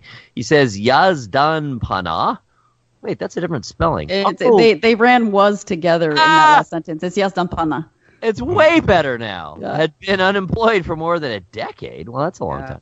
But says he never thought Yazdan Pana.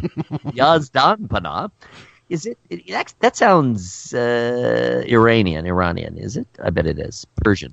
Would become violent. They were at an apartment in Grapevine where his wife and children have been staying. Yazdan Pana's niece, 22-year-old Sarah Fatima Yarel. Glad you're reading this and not me, man. It all sounds like Texas to me. Sent a text to a friend just before 11 a.m. saying, this part's awful, saying they had arrived at the apartment and that Yazdan Pana was there too. So we're here. This is the quote, the text. So we're here. We just got here. My uncle is here too, dressed as Santa. Awesome, she said in one text. At 11:15, she texted, now he wants to be all fatherly and win Father of the Year. I'm guessing she didn't think that of him.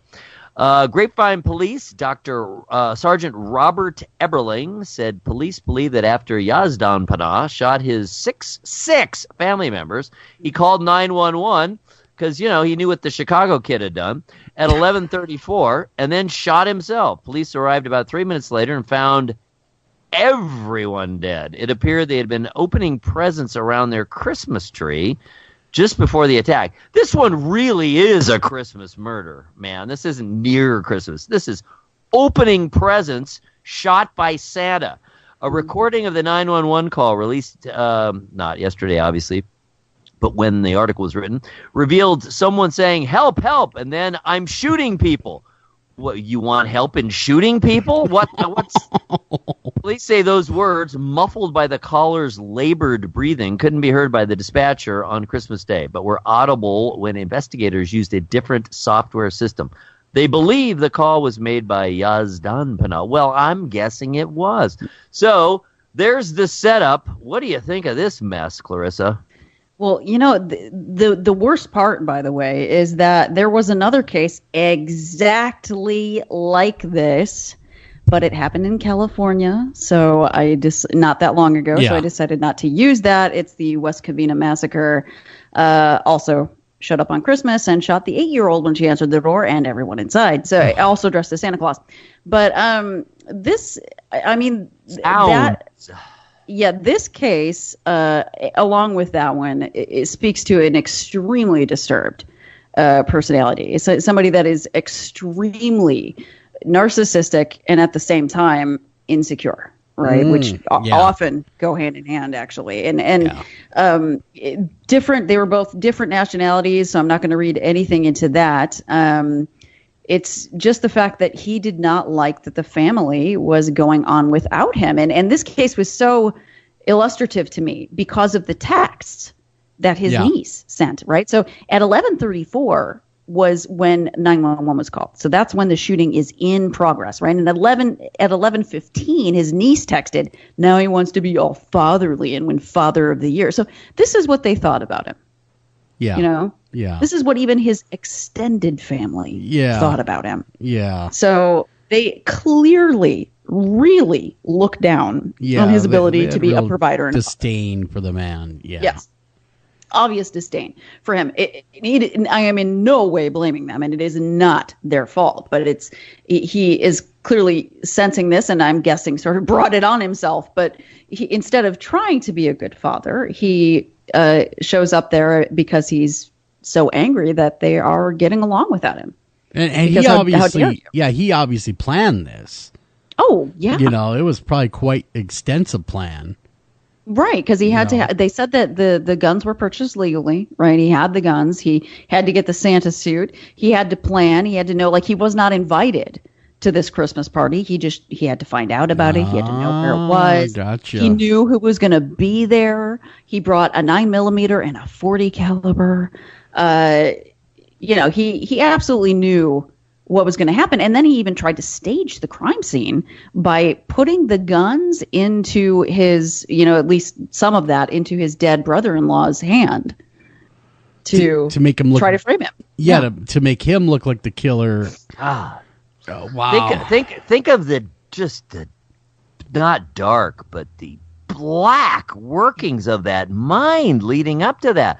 I'm going to wipe all these people out. I mean, that's his family, including... Right, it's his legacy. I mean, my gosh, one of his children, Nona, was planning on going to law school. She was, just graduated high school. Like, he had a 14-year-old son. Like, they had all of this to look forward to as a family. And you'd think that people would look at their kids, especially successful kids, and go, maybe I'm not contributing to that success right now. Let's be honest. Yeah. They're my kids. They're successful in spite of me.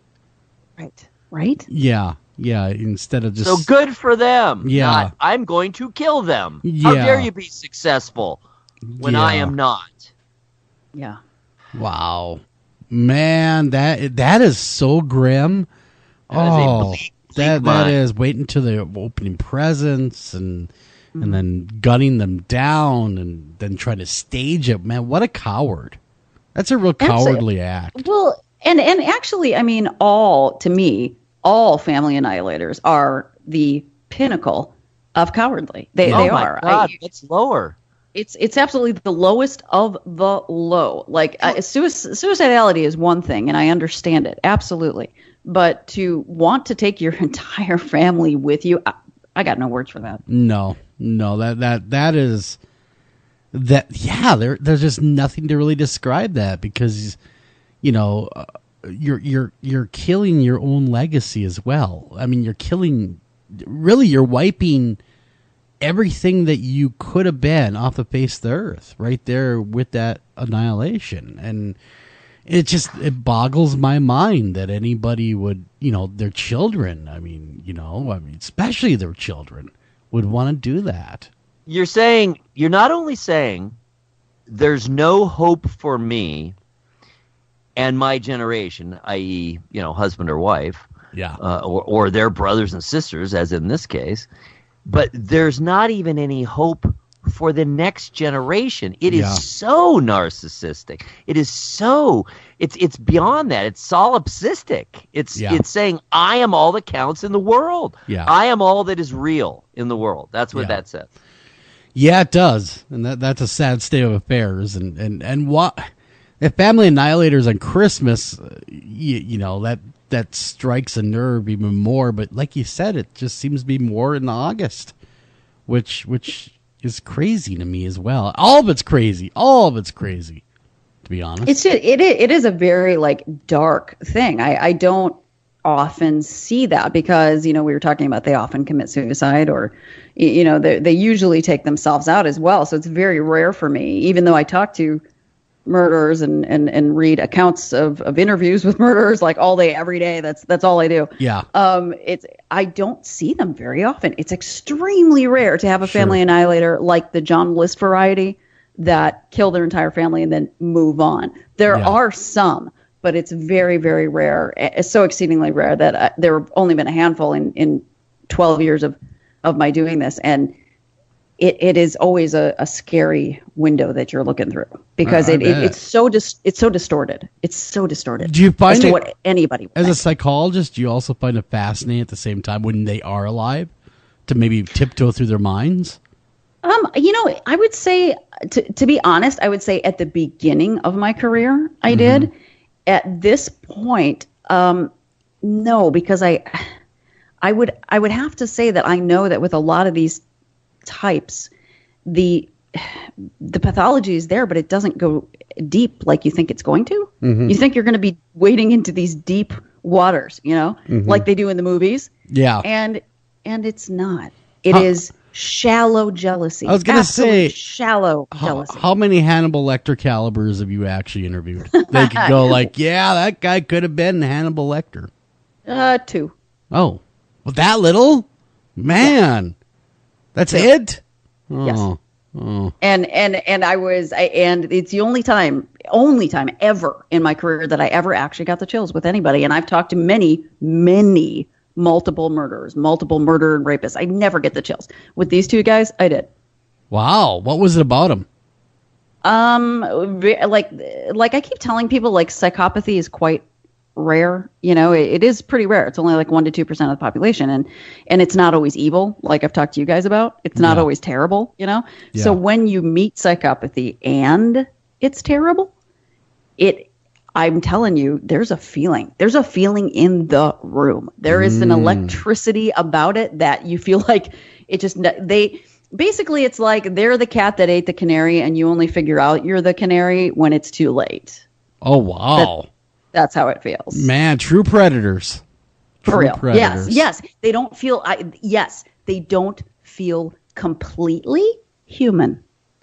Wow. They don't. Because they're missing something. They're missing empathy. They're missing that connectedness that every other human, including a bunch of criminals, including murderers, have. But they don't, and they're looking at you like you're a weak human. Wow. That's how they look at you. And once you figure that out, once you figure out they're playing you, because they like to play you, it's fun, you feel caught.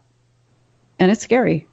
Man, they're like the human equivalent of the Joker, if the Joker was real. It is. And in that, in some of the scenes from Silence of the Lambs, where you can tell she feels exposed and scared. It feels like that. It does. I'm not going to lie. I'm not impervious. And those 2 times I stopped the session and said, that's it, we're done, because I know there's nothing I can do for them. They were just playing with me. I was a mouse they were playing with. Wow. That's it. Man, that's a scary proposition right there. That's a real scary proposition. Luckily, both of them, I will not say exactly where, but they're both where they need to be. Let's just put it that way. Well, that's good to hear. They're not ever going to impact anyone ever again. Let's hope anyway. They will not. All right. moving along, we got one more tale of debauchery, Christmas time homicide to get to here. We do, and yet another. We don't wish to imply that anything about these stories are humorous, because they're not. These are real people who were killed. The bizarreness of the killers, I suppose, is a bit of where the humor is, because these are all they're characters. They're characters. That's especially the first two. But this and then look, editors love writing headlines. Mm-hmm. So this one, slain woman found hidden under Christmas gifts. What? Yeah. Wow. All right. After a 67-year-old Florida woman was found beaten, strangled, and hidden beneath the Christmas presents in her home in 2011, authorities charged a younger woman who had been befriended by the victim. Patty Michelle White, then 40, of South Carolina, was being held at the York County Jail on fugitive charges and was expected to be extradited to Florida to face murder charges. She was, in fact, convicted. I will leave that to Clarissa. The body of Michelle O'Dowd of Jacksonville, Florida, was discovered Friday, and this was again back in 2011, by her twin brother, imagine that, Phil Axt, who had gone to check on her at her home in a gated community after O'Dowd failed to show up for work. The door was open, and O'Dowd's house had been ransacked, Axt said. Chairs and tables were turned upside down. Her car and dog were still at home. I knew this wasn't going to be pretty, he said. A foot was sticking out of a big pile of Christmas gifts. Oh, my God. Axt said. God. Buried under the gifts was his sister's cold body, her bloody face covered with a towel. He told the Florida Times-Union that he saw an empty vodka bottle nearby, which he thinks was a prop to divert attention from the real killer. What? He thought that the vodka bottle... What? Thought it was the Grey Goose that did her in? What? That was a good one. It's not written well, I'm guessing. I don't think they suspected the vodka bottle. Police said White was an ex-girlfriend of the victim's nephew and was considered a family friend. They said White had returned to Florida to rob O'Dowd after staying with relatives in South Carolina. Whatever took place in that apartment went horribly wrong, and she ended up beating and killing her, according to the Jacksonville Sheriff's Office. White then returned to South Carolina, where she confessed to authorities after she was pulled over and arrested. Tell us more about this twisted tale, Clarissa. Yeah, this is one of those that is very odd in that she was there. It seems like she was there to rob the victim primarily, right? She was there to ransack the house. So I'm not sure how premeditated this really was, but things got out of hand. She ended up beating the victim, and then it looks like eventually strangled her, I think is the actual method of murder, and then hid her underneath the presents and left with her debit card. And the thing is, the victim trusted her already, right? Yeah. So O'Dowd trusted White with her PIN for the debit card for her to go out and get groceries for the two of them. She even paid White to do like odd jobs and stuff around the property. So she was already like charitably extending herself to this person. Yeah. And instead she used this against her and ended up murdering her. Man, and she already had all the information she needed to, she just could have taken the debit card. Yeah, she could have done it when she wasn't looking. Yeah, and then, of course, did what she needed. Why the murder, though? Do you have an idea why she would murder her? I mean, other than it went wrong, it just seems very... It almost seems like a crime of passion in a lot of ways. Because, number one, it was a strangulation. Number two, just kind of hid the body under the Christmas tree. I mean, that's a big message. Merry Christmas. That whole thing. I think... oftentimes it's when someone is discovered. So maybe she got discovered as she was ransacking the apartment. Maybe the victim discovered that she had taken money out. Like she got a notification. Hey, money was taken out of your account, a large amount. And she confronted her because who has the debit card? Who has the PIN to the debit card? It's not hard to... And thinking that, obviously someone steals from you. You go to confront them. You don't think they're imminently going to kill you. over that, like, and my guess is that the woman, since she knew her so well, was like, hey, what's going on? Yeah. What are you doing here? Don't be a jerkwad. Don't take my money. As you're walking through this, I'm trying to kind of emotionally place myself. One possibility, I'd actually be interested to hear a little more, like what they found out at the trial and whatnot. But maybe she was just that embarrassed. Mm-hmm. She had taken advantage of this woman, and here she came back, and then she got caught, and it just she just couldn't bear it. She couldn't bear the shame of it. And she actually said that when she talked about the crime to police, she said something, quote, went horribly wrong. And she confessed immediately.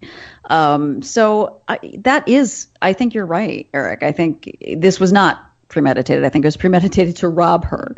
Yeah. But maybe she came in and she was embarrassed. She was mortified. And how am I going to fess up to this, with cops, what's going to happen? A lot of people don't even want to think about it. So it escalates from there, and you can't do anything about it. So. Yeah.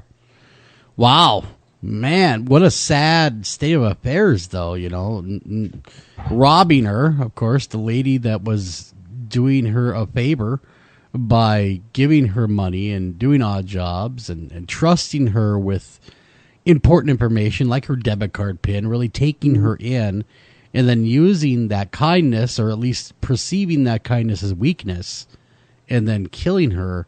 And like Eric, I think you guys are right. It was more of a shame thing. Like she was so ashamed of herself and it went wrong and killed the lady. But really, what happened to her then? I mean, was she look at the death penalty, life in prison? What happened to the perpetrator? She got 45 years. So. Oh, wow. 45 years flat. She is 67 already, and she was charged in 2013, it looks like. So she is probably going to leave in a box. I was going to say she'll die in prison.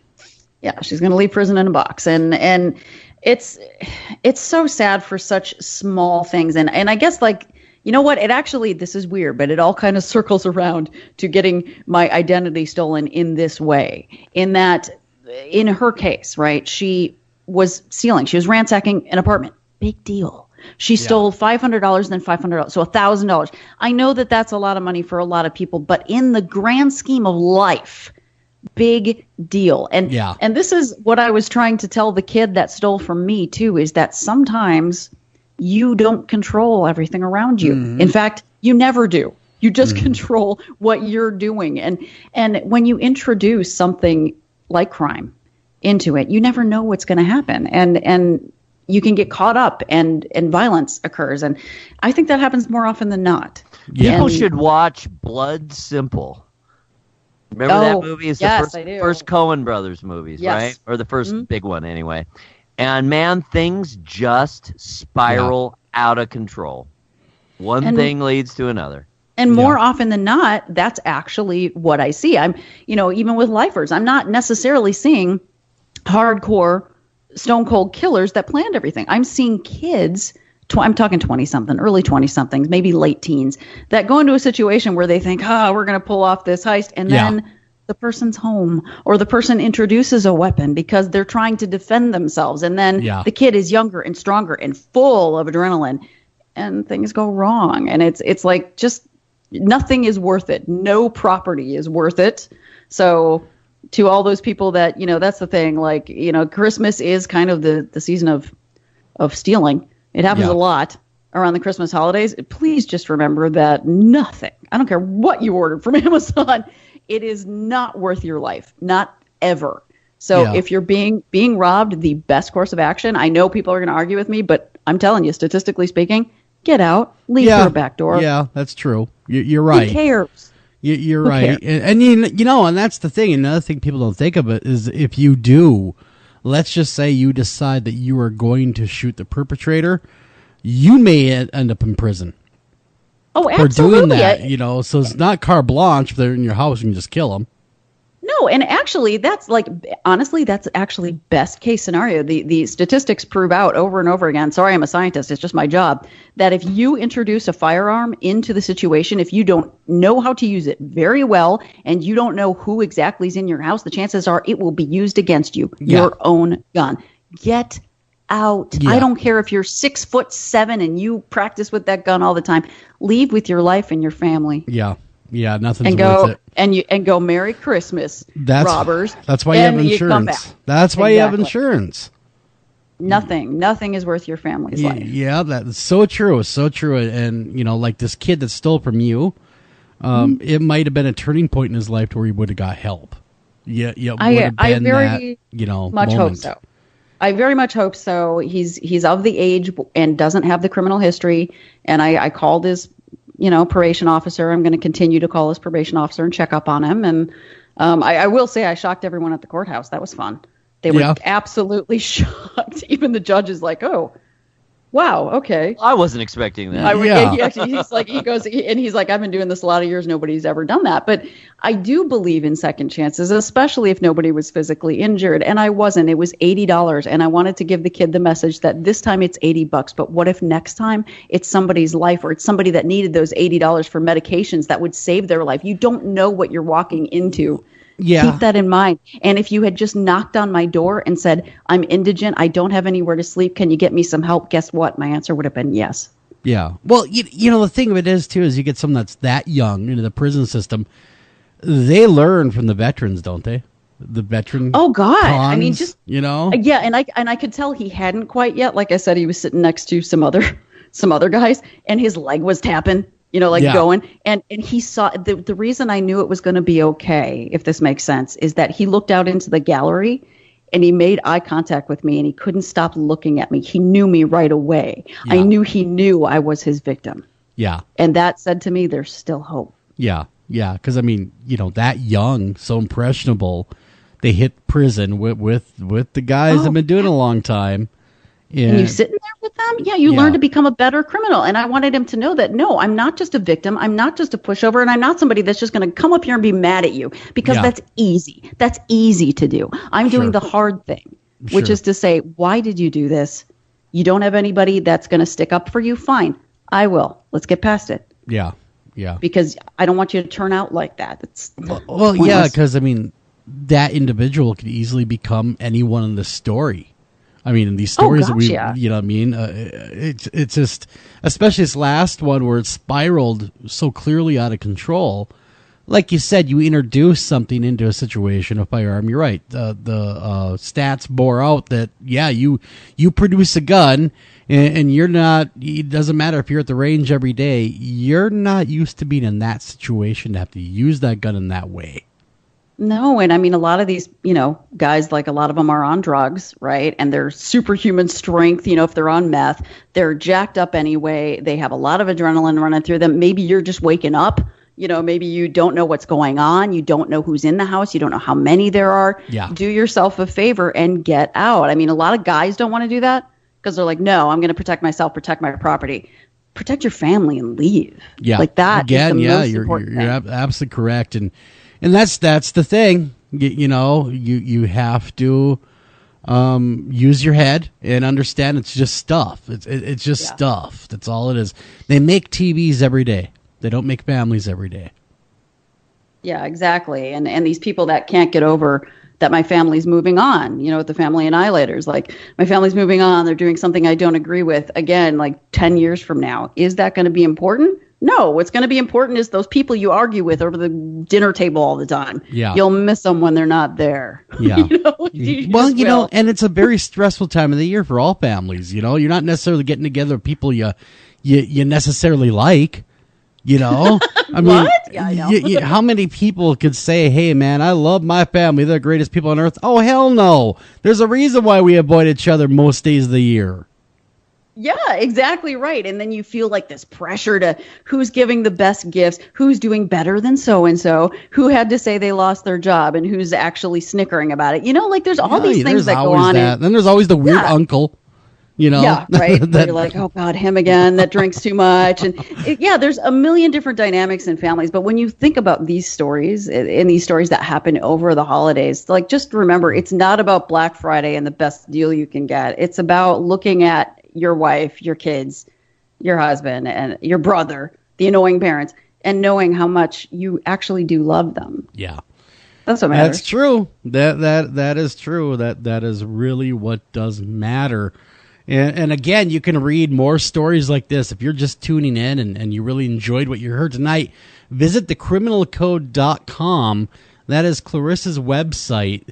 Then you can check all that stuff out. More stories like this. A lot of cool true crime stuff there. And of course, we're always available for download. A Blog Talk Radio is our main home for this show. So visit us at Blog Talk Radio. Just simply search out After Hours AM, and you're going to find us there for download. And have a lot of fun listening. All of the shows, we must have hundreds now, it seems, Eric, are up there for download. So enjoy it and play it. And heck, play it over your Christmas dinner. Why not? You can hear all about Christmas time debauchery while you're eating your ham. Think about that. That'd be a good time. Good time right there. That'd be awesome time.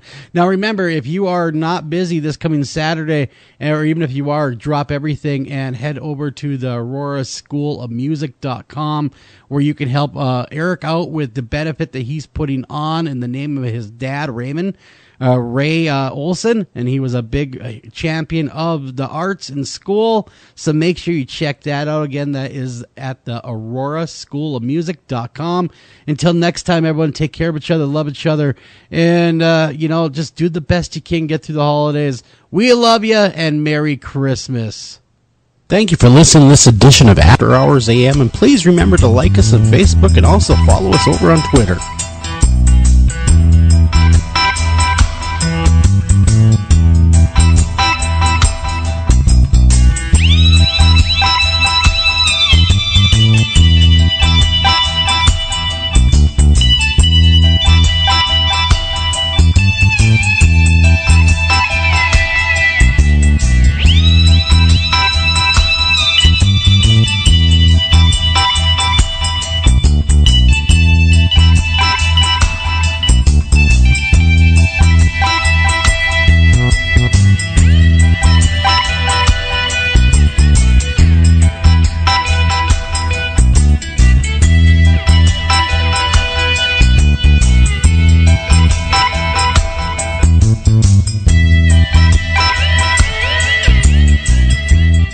This show has been produced